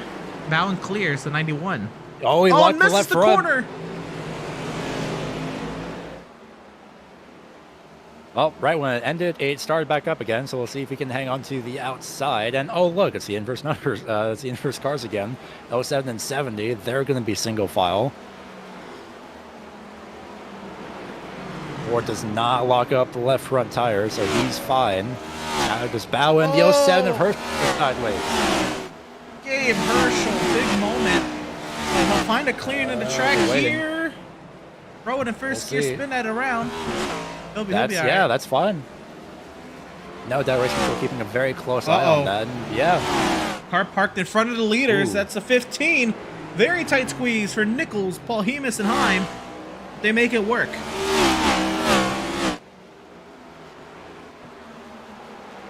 Corey Heim just on an absolute tear right now. Paul Hemus definitely wants to. He's itching to get that lead. I think Nichols got a bit loose off turn 4. Yeah, not necessarily. He was pushing it, though, for sure. See, Paul Hemus, Nichols gets that great exit, but Paul Hemus eats up Nichols on corner entry. And now 50 laps to go at the pay-per-click, 25 miles left. Keeping in mind, Nichols has locked himself in for the playoff standings. Paul Hemus, again, coming into this race, 15th place, minus 29 points from the cut line. And Corey Heim, another driver who's also won a race, looking right behind Paul Hemus. Pacioli sitting in the 4th place position. He was plus 18 points coming in this, so he's relatively okay. And Aaron Smith is just here still battling out, well, was battling Gabe Herschel, so Cy Bowen, the next driver behind, in 6th place. Oh no, Paul Hemus out of 2nd position. Gives up the spot to Corey Heim. Did he lock up? Yep, he locked up the left front on corner entry. Now that was huge. Paul Hemus again. Paul Hemus needs kind of that win to put himself in. I don't know if he would make it in on points at this point in the race with Paul Murray still running on the lead lap. Corey Heim now wants to have a little talk with Zach Nichols about this top spot. The only 2 leaders of the day, as far as I know, between Nichols and Heim. Maybe unless Sabile stole some laps on a restart or 2. But Heim and Nichols are about to settle what's gone on here at the top spot. We haven't had really a battle for this top spot lead since the initial start of the race. A little bit of a bumper to the back of Zach Nichols. Corey Heim is itching. He's trying on top of the back bumper again. Also, quickly keeping in mind, Chris Wett's is still running. He was minus 28 points. He was 14th coming to this, so we'll see. Effectively, they're moved up 1 position in comparison to Palmieri, but we'll see how everything shakes out afterwards. Heim not utilizing the outside lane as much as he was able to before. Again to the back bumper. You're right into your living rooms there in the center of the corner. He can really get that center, or the entry to center run. But Nichols has had very strong exit speed all day long, lacking that entry speed, and oh, he's gonna start paying for it. The chrome horn being given. That car really stable. Heim thinking about moving to the inside, decides against it. He knows he can't send it just yet. This actually brings in, well, just about Paul Hemus. He's still hanging on to it. He's closing the gap between himself and Heim. So this could effectively be a 3-car battle now. Last time by 0.2 of a second faster it was Paul Hemus than the front 2 runners. Gonna get a nice look at Zach Nichols's diffuser. As Heim, he's set up a nice run there, trying to get the crossover set up right into the rear bumper of the 45 machine. Looking up the inside. No. Oh, man. He did lock up at least the left front. Unsure about the right front there. Only the left front on corner entry there for turn 3, so he's fine. Look at those brake rotors. Oh, glowing Those red. rear brake rotors are just consistently on it. Absolutely love that addition iRacing has brought to the sim, where you can see the brake rotors glowing and you can see them doing the work to get these 3,500-pound beasts to slow down from near 120 miles an hour down to 60 to get through these corners.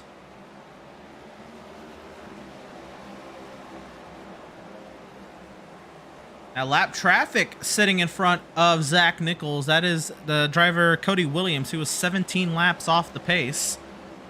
Nichols makes somewhat easy work of him, and Heim will make a little bit easier work.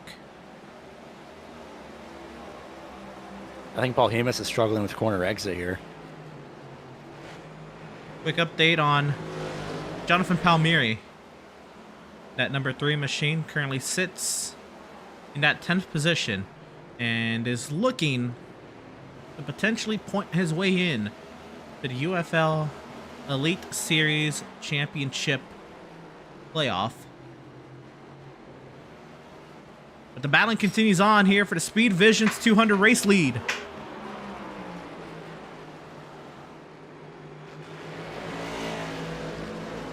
Let's see, last time by, well, I'll go with this time by. In fact, I keep looking at their times, and they're all within, quite literally within about 0.56 seconds of each other. Paul Hemus is the fastest of the 3 that time. Within 0.56, I should say. Wait, no, hold on, 0.056. Man, numbers are hard today. Paul Hemus consistently about a tenth faster than Corey Heim, 0.2 faster than Zach Nichols. Again, Barrett Paul Hemus needs to win this race to make himself viable for that playoff spot. And he is hounding the rear end of the 11 of Corey Heim. Heim wants to take the lead back that he's held all day long up until the halfway point where he pitted. Now working lap 168 of 200, where Zach Nichols holds the top spot now, but is not giving it up with any ease. I think scraped the outside wall just ever so slightly off turn number 4 there as well, but they are definitely pushing right now. If those two go side by side, Zach Nichols and Corey Heim, we'll see. It wouldn't be the first time that Corey Heim had to do a 3-wide pass. Now, and the timing of when Corey Heim did that maneuver right before a caution paid huge dividends. Obviously claiming that spot and then not really having to worry about how he exited the corner because the caution held his spot. But the 40 of Doug Denise will move out of the way there. He will fall 2 laps off the pace, giving way to the leaders now. 30 laps to go from Martinsville.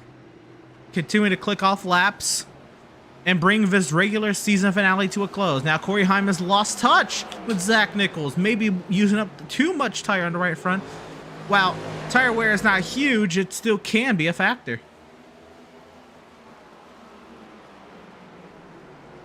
Of course, it'd be very, very interesting. Of course, the track state has changed quite a lot since coming into this event. Remember, Heim was able to use the outside lane for a bit on the opening laps against the pole sitter. That was Ryan Vargas, who has since fallen into technical issues of his own and had to leave the race quite a long while ago.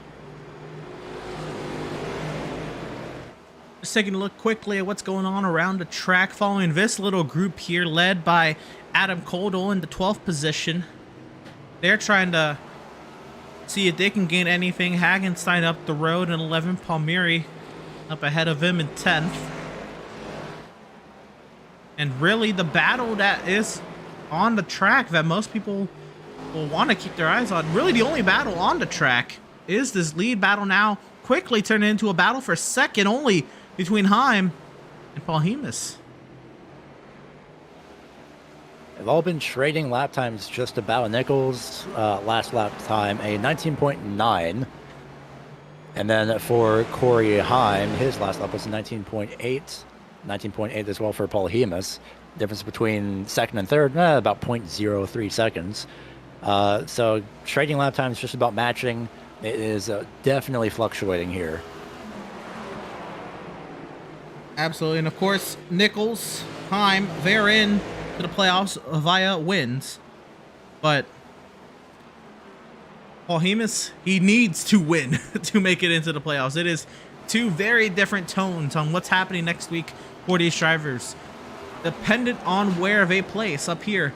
Of course, we still have a good bit of racing to go, and 23 laps to go is not easy around Martinsville. There's still plenty of opportunity for Paul Hemus to gain 2 spots here, but the time is dwindling. Lap traffic may start to become a factor. We now have the 43 of Pistana, who may want to fight him to keep himself on the lead lap here, which this is going to be the first real lead lap car that the leaders have had to encounter all day today. I'll see what he does. He's more than likely going to stay up top, but he's not exactly going to try and go easy. We'll see. He does stay up top. He is giving them room, so the sportsmanship is there. Is he? No, he does move out of the way. All right. That's a very, very good move, of course. And you mentioned time is dwindling. Oh, that's the unfortunate part of lap traffic, is that just the timing of it. They get in your preferred lane, and Paul Hemus got held up there off turn 2. He is fine. They did not make contact and clears him. Does give Paul Hemus time to reset himself and catch right back up, so we'll see. You say time is dwindling. Well, an estimated, emphasis on estimated, at the pace we're going, 6.5 minutes left to complete this race. The actual time left, add 6 minutes to that. So right now, 12.5 minutes left to actually complete before we hit the time limit. Wow. That is something I hadn't considered, but yes, if a slew of cautions comes into play here, we may be seeing this race and just to iRacing session allotment. You have this battle here between Kemp and Schwartz. We're just taking a quick peek at here. This is for 7th. And both of these drivers have had their fair share of rough luck today. Kemp has found the outside wall a few times, especially out of turn 4. Has gotten loose twice out of 4 and had to catch it with the outside wall's help.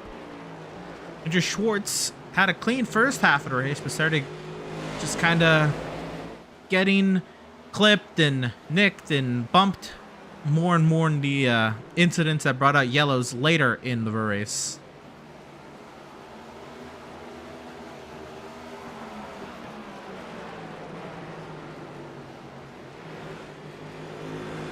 Cy Bowen up ahead as well. Looking through, yeah, looks to be everything's relatively stable. To see the 54 look to the inside of the 16, not for position. That would be for Cy Bowen, who's quite a ways ahead here of Matt Kemp. But Corey Heim has caught up to the back bumper of Zach Nichols once again. And we go again. Zach Nichols has this task on his hands to fend off the 11 of Corey Heim, who Corey Heim just locked himself into the playoffs with his win last week. He needed to show up today to ensure that he'd be locked into the playoffs. Well, not only did he show up, he showed out. Dominating practice, second in qualifying, he even dominated warm-up if you count that, but then took the lead from the outside off the initial start, led the first 100 laps seamlessly, pitted at the halfway point, then started at the rear of the field, worked his way all the way up to the second position, where he now has to face his hardest competition yet in Zach Nichols, who is the only other driver to have led green flag laps today. and is now trying to put this one to bed. Now, with 12 laps to settle it at the virtual paperclip. And Nichols has turned up the ante as well. He has started to open up the gap on Corey Heim. But Corey Heim wants to go back-to-back to set the tone into the playoffs. Zach Nichols wants to put a second win by his name to head into the playoffs. He's doing a fantastic job. He is one of 7, I believe, drivers to, well, I might be one of 8. Numbers are hard at times, but he gets loose in turns 3 and 4. He's fine. All right. Basically, the only drivers that are in the top 10 now that started in the top 10, Corey Heim, Barrett Paul-Hemus, and Timmy Pacioli, who started 2nd, 4th, and 6th, respectively, and now they currently sit 2nd, 3rd, and 4th. So Nichols doing a fantastic job. He started 19th, and he's sitting up here dominating. Oh, this is going to be so hard to say, you know, who was the fastest car, because, wow, it could be obvious to some to say Corey Heim. You know, he dominated practice and started 2nd at qualifying and led the first 100 laps. Nichols had to fight and claw his way during the race to get to this point, and had to go tooth and nail with what we reigned as the fastest car today, and has steadily opened a gap to him time and time again. And now this time by will be 7 laps to go. And again, if we had heavyweights just at this race, it would definitely be these two. And they are putting on a great show out in front. More of a mental match, more of a chess match, if you will. Trying to get into one of each other's minds.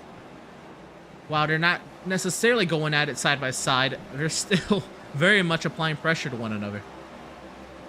Yeah, they are trading lap times. The last time by, their lap time was 0.003 of a second of a difference. And Paul-Hemus has unfortunately fallen well out of the chances, at least for the time being. It's not over until it's over. He was 0.2 of a second slower in comparison to these two. But it's a chess match on a paperclip at maximum speeds of 120 miles an hour, give or take. Goes Nichols way wide. Bobbled on entry.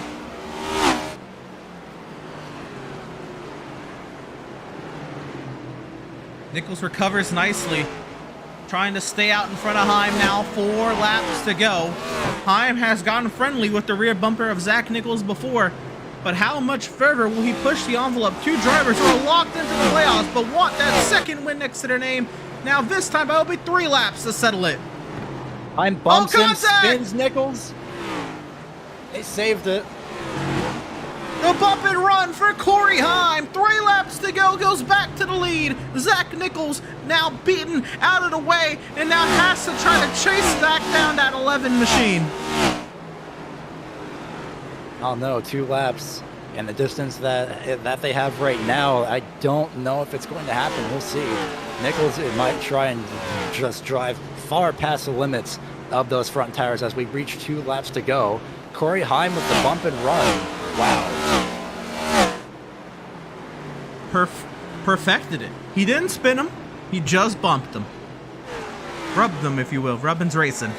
So the white flag comes out. The white flag presented by Whiplash Media SimCams. 1 lap to go on the UFL Elite Series regular season.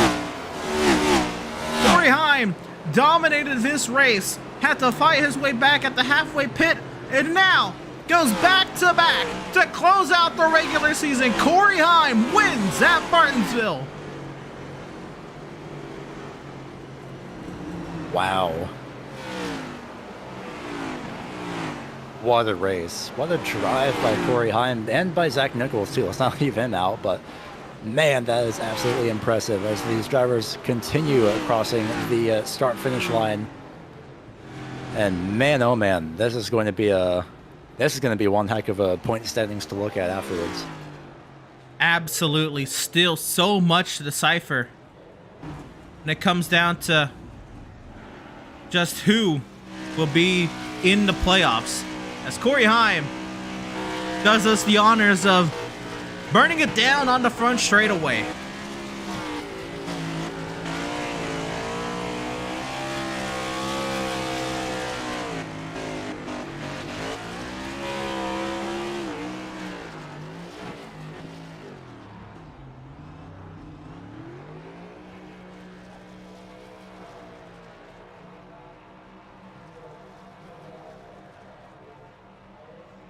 All right, let's take bets and see how far he's going to go with this one. I'm pretty sure he's going to try and do it throughout the entire track here, but that was an absolutely amazing race. A great final run there to the end of the race.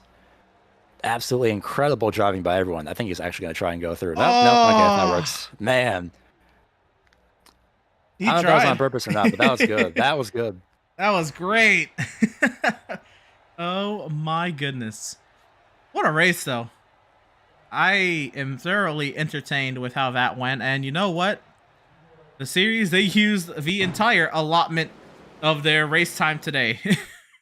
Certainly. Anyway, we have some race results to take a look at here. Let's go ahead and go through them. Of course, tonight's race winner, Corey Heim, led 103 laps en route to his second victory in as many weeks here in the UFL Elite Series. Of course, Zach Nichols was the one he had to duke it out with. Zach Nichols, of course, leading the other 97 laps today. Barrett Paul Hemus was just a couple spots shy of getting himself into the next round, or I'm sorry, into the championship chase.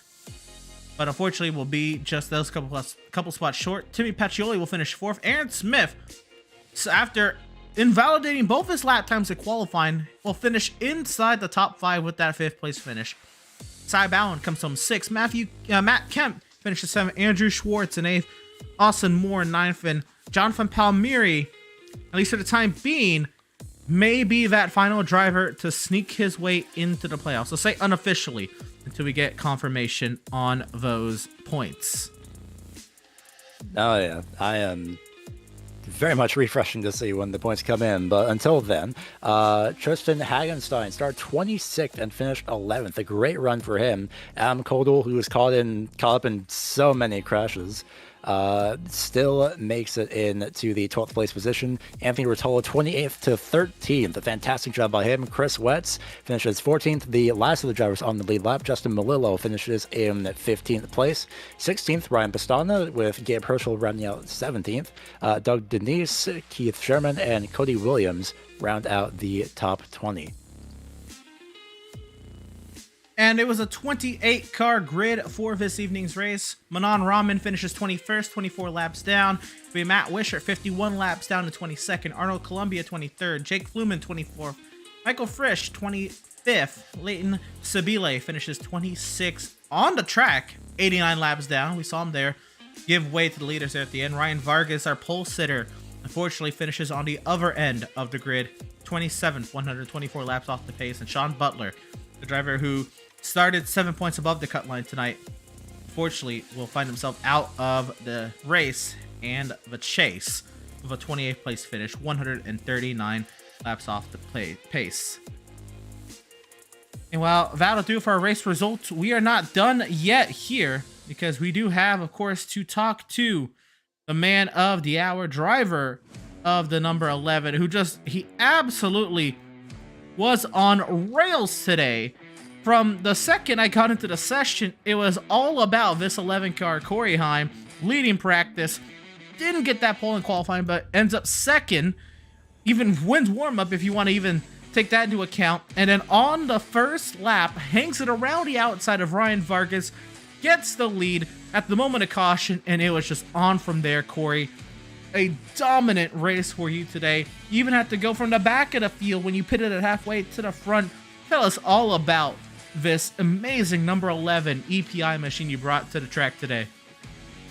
Yeah, no doubt. Huge thank you to EPI, Hog Tamers, and Toyota for the support. I definitely wasn't sure on strategy going into this race. We raced this race, or I should say car and track combination, a little over a year ago, and we did have a lot of cautions in that race as well. And, strategy was kind of difficult in that race because there wasn't a lot of tire wear, and, just anytime you pit, there's going to be guys off cycle and they'll be ahead of you when you come out. Same case in this race. I mean, there's little to no tire wear. If we got a couple back-to-back cautions and we got our tires cool, they're basically as good as new. I mean, I think I ran my best lap of the race in like 90 lap old tires. So, just kind of having that in mind was tough. But, I feel like the second best car tonight was Frisch, and he had an issue, and then Nichols was fast as well. It was fun racing with him, and getting down to the end there, just really staying behind him and trying to, race him as clean as possible. He got loose, and I gave him an extra bump, and then he, obviously had the issue, and I got by him. So, really good race for us, and looking forward to the playoffs. A little bit more about that battle with you and Nichols. That somehow that became the final restart, where you found yourself having to battle your way from 4th up to 3rd, and then you got into that 2nd position past Paul Hemus, and it was you and Nichols for the longest time. The gap fluctuated. What's going through your mind through all that? Are you thinking you're not going to have enough time, or you're going to have to make a desperation move to get by him? Or how did you stay so calm and let the opportunity come back to you there at the end to go into bump and run?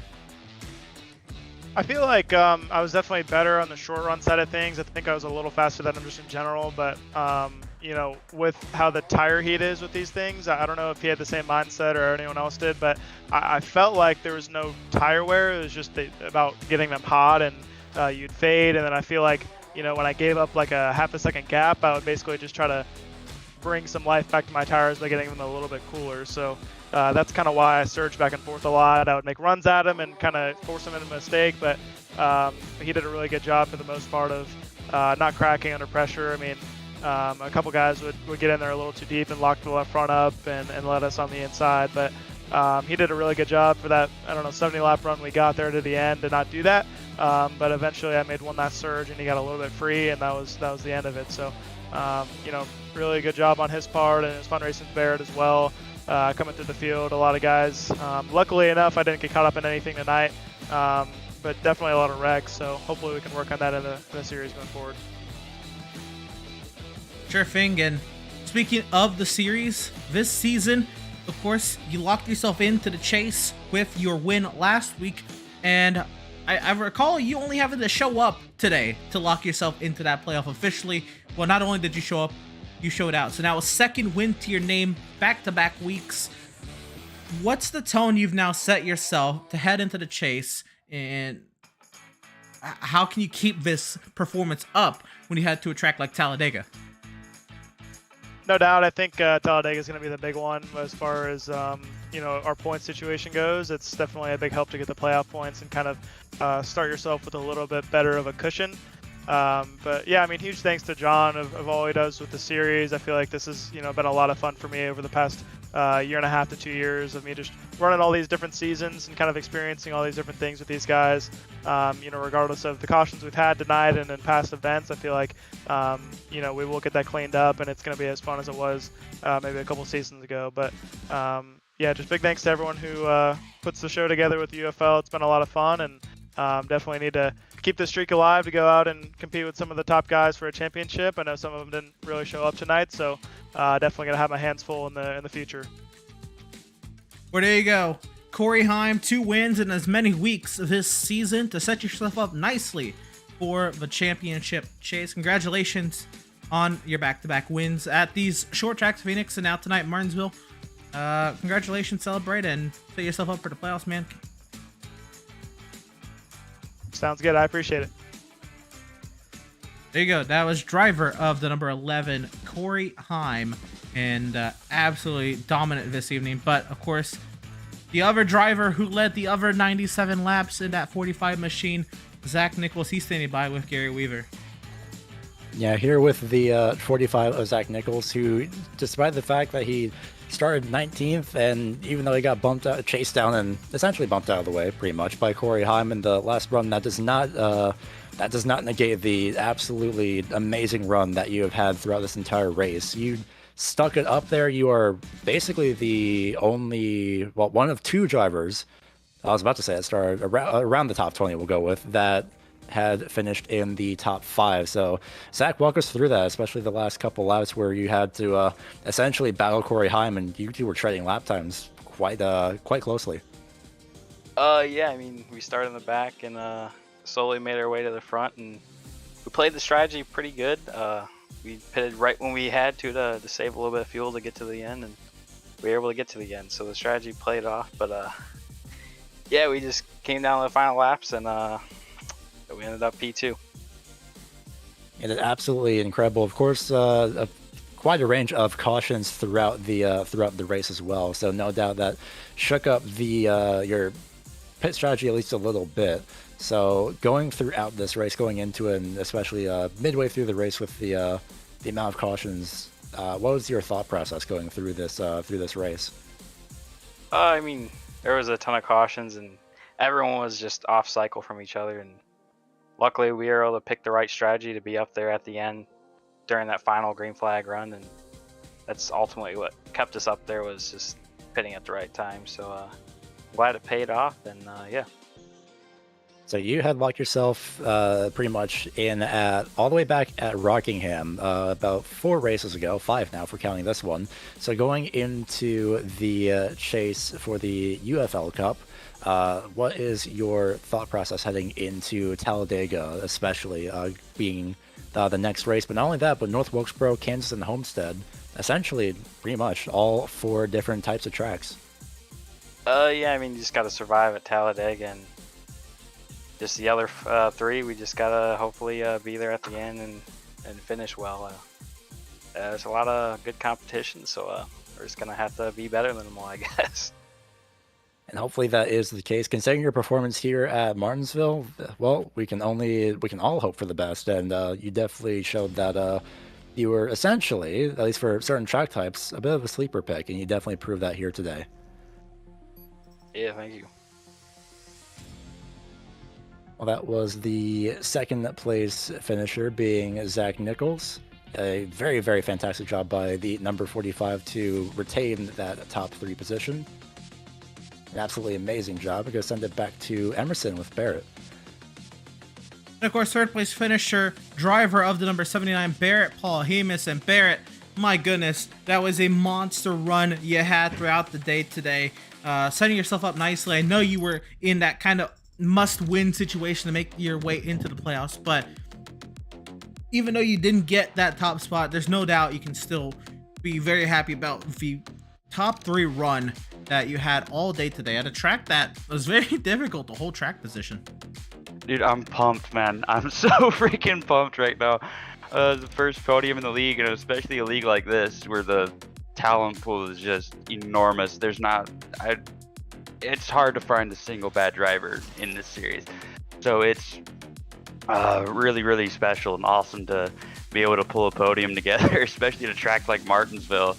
And especially in the next gen too. I mean, we were very mistake prone out there. I saw even Zach and Corey ahead of me were slipping up a few times. It's really, really technical. It's a really difficult track. So it's awesome to get it here. And yeah, we did fall just a couple spots short of that magic number we needed to get into the playoffs. But truth be told, going into the season after I missed out on Daytona, my goal was just to make top 20 to be locked in for next season. So we're already doing good on that. And even just to be in the conversation for even just a single win in the series is just awesome. It was lots of fun there. I did make one mistake and spin in front of the field, but I mean, it seems like everyone had their fair share of those tonight. So just happy to finally capitalize on a good run, because I've had plenty of them, just haven't been able to seal the deal. Happy to finally be able to bring one home. Absolutely, Barrett. It was a great run and fun to watch you out there today, going at it with, of course, that chance to try to get yourself into the playoffs. But with that being said, next up is Talladega. You're looking to continue to improve on these runs and kind of close these runs out. Well, Talladega is kind of a wild card. What is your, game plan heading into the super speedway? Drive like hell, just like I have been. Super speedways may be a little bit different. I may drive differently than I did in the duels at Daytona or in Atlanta, because I have nothing to lose anymore. So I may run up front more often than I did. I'll have to find a few dancing partners too. Usually I can work pretty well with them. I probably need to work on being pushed and pushing, because with as good as these drivers are, they get really aggressive in the plate races. So I want to be able to take that and be able to give that in return as well to maximize success. So we'll definitely be looking to improve on this performance going into Talladega, and maybe get some momentum going into the last few races of the season, and maybe start off next season strong. Absolutely, Barrett. Well, congratulations again on the podium tonight. It was a very hard-fought podium, and again, you left it all out there, man. Definitely very deserving of that fair place finish. Congratulations. Best luck to you next week at Talladega. Yeah, thank you guys. And there is driver of the number 79, Barrett Paul Hemus. And again, very stoked to get that podium finish for himself on the season. With that, was a very, very good job by him too. Yeah. Oh yeah. With that, somehow we don't eclipse that time limit. And what was looking very south there in the middle, we got ourselves a good little run there towards the end. And overall, I think we got a pretty entertaining race tonight, Gary. It was great. It was amazing. And if I am looking at this correctly, and gosh, I hope I am, I believe we have, I'll stick with unofficial just in case, because things could change, but I believe this could be the unofficial standings for the playoff grid for the top 12. Of course, we have Zach Nichols, Matt Kemp, Brian Mercurio, Leighton Sabile, Cy Bowen, Corey Heim, Austin Moore, Andrew Schwartz, Timmy Pacioli, and Gabe Herschel, your top 10. Now, remember, coming into this, we were keeping a very close eye on Palmieri and Butler. By the looks of this, Palmieri and Butler do both make it in. Although, yeah, again, could be unofficial, could be wrong. We'll see. But this is going off of what I'm seeing on their league standings. So things could change. I might be reading some stuff wrong, but unofficially, that is the 12-car playoff grid. Well, there you go. The unofficial playoff grid, and we'll make it official as soon as we know officially what it is. But that's how it was kind of looking as it was. Again, congratulations to all the drivers who did make it into the playoffs. But that's only the beginning, was to make it into the playoffs. Because let's go on and we can take a look at the schedule of what we got coming up next for the UFL. And of course, it is the playoffs with Talladega starting things off. The big bad 2.66 mile super speedway. Then we head over to the North Wilkesboro Speedway, which is still hasn't seen NASCAR racing on it in so long, and we're gonna take it to the second race of the playoffs. And then we have a couple mile and a half to close out the championship with Kansas and Charlotte. Gary, what are you looking most forward to out of the playoffs, and maybe how they play out? I'm definitely looking forward to North Wilkesboro, and that's not only because it falls about, I think pretty much almost exactly a month before the actual All-Star race there, but also it's North Wilkesboro, and I'm very excited. I could cheap out and say, oh, it's the season, I'm looking forward to the season finale because it's the season finale, but that's not as fun. North Wilkesboro is something I am very, very excited to see how that plays out with the next-gen cars, not only in at least this league, but also in real life for the All-Star race. So I'm very intrigued to see how that track is handled. Absolutely, and of course, we've been on board for most of this all the season, and the journey that these drivers have gone through from Daytona to Auto Club Vegas, Rockingham. Rockingham again, very interesting addition, especially to throw it up that early in the season. But I think it was a nice replacement for Bristol Dirt. That saw the Phoenix Raceway a little bit further down the schedule. We went then from Rockingham, the 1 mile bumpy short track, into the 1.5 mile super speedway at Atlanta, into the 3.5 mile road course in Austin, Texas with Circuit of the Americas, into the mile flat track at Phoenix, into this. This is just a very dynamic schedule, almost a gauntlet kind of a schedule feel. And it's not done yet. We've got our back-to-back short tracks, going to the big super speedway, into another short track to finally close out with a little normalcy in those final couple weeks to kind of decide who will be this season's UFL Elite Series Season 5 champion. Oh, that I think that'll do it for us this evening. Of course, there's still so much more to catch up with us here on the channel this Sunday afternoon. The SimPit Road Racing Series, or SimPit Radicals, will be taking to Circuit de Barcelona, Catalunya. And if I'm looking at that right, that is under the lights with those headlights flashing bright. Sunday afternoon at 1:30 p.m. Eastern. Monday night will be the Cars Late Model Stock Tour, presented by Race EPI. at Southern National this Monday night at 8:15 p.m. Eastern. And of course, if you're sticking around here for the UFL Elite Series playoffs, you'll want to tune in next Wednesday night at Talladega at 9 p.m. Eastern Time for more UFL Elite Series Season 5 action. But Gary, with all these leagues, we have a lot to keep up with, but we make it easily available at our social media platforms. Yeah, you can find any and all things related to Pitstop TV, facebook.com/pitstoptv, twitter.com/pitstoptv, and an underscore at the end. Instagram is pit_stop_TV, and then on YouTube is pitstoptv1, where you can subscribe and just find all the glorious past races here on this very channel. And of course, you can also keep up to date with things that are upcoming on Pitstop TV as well.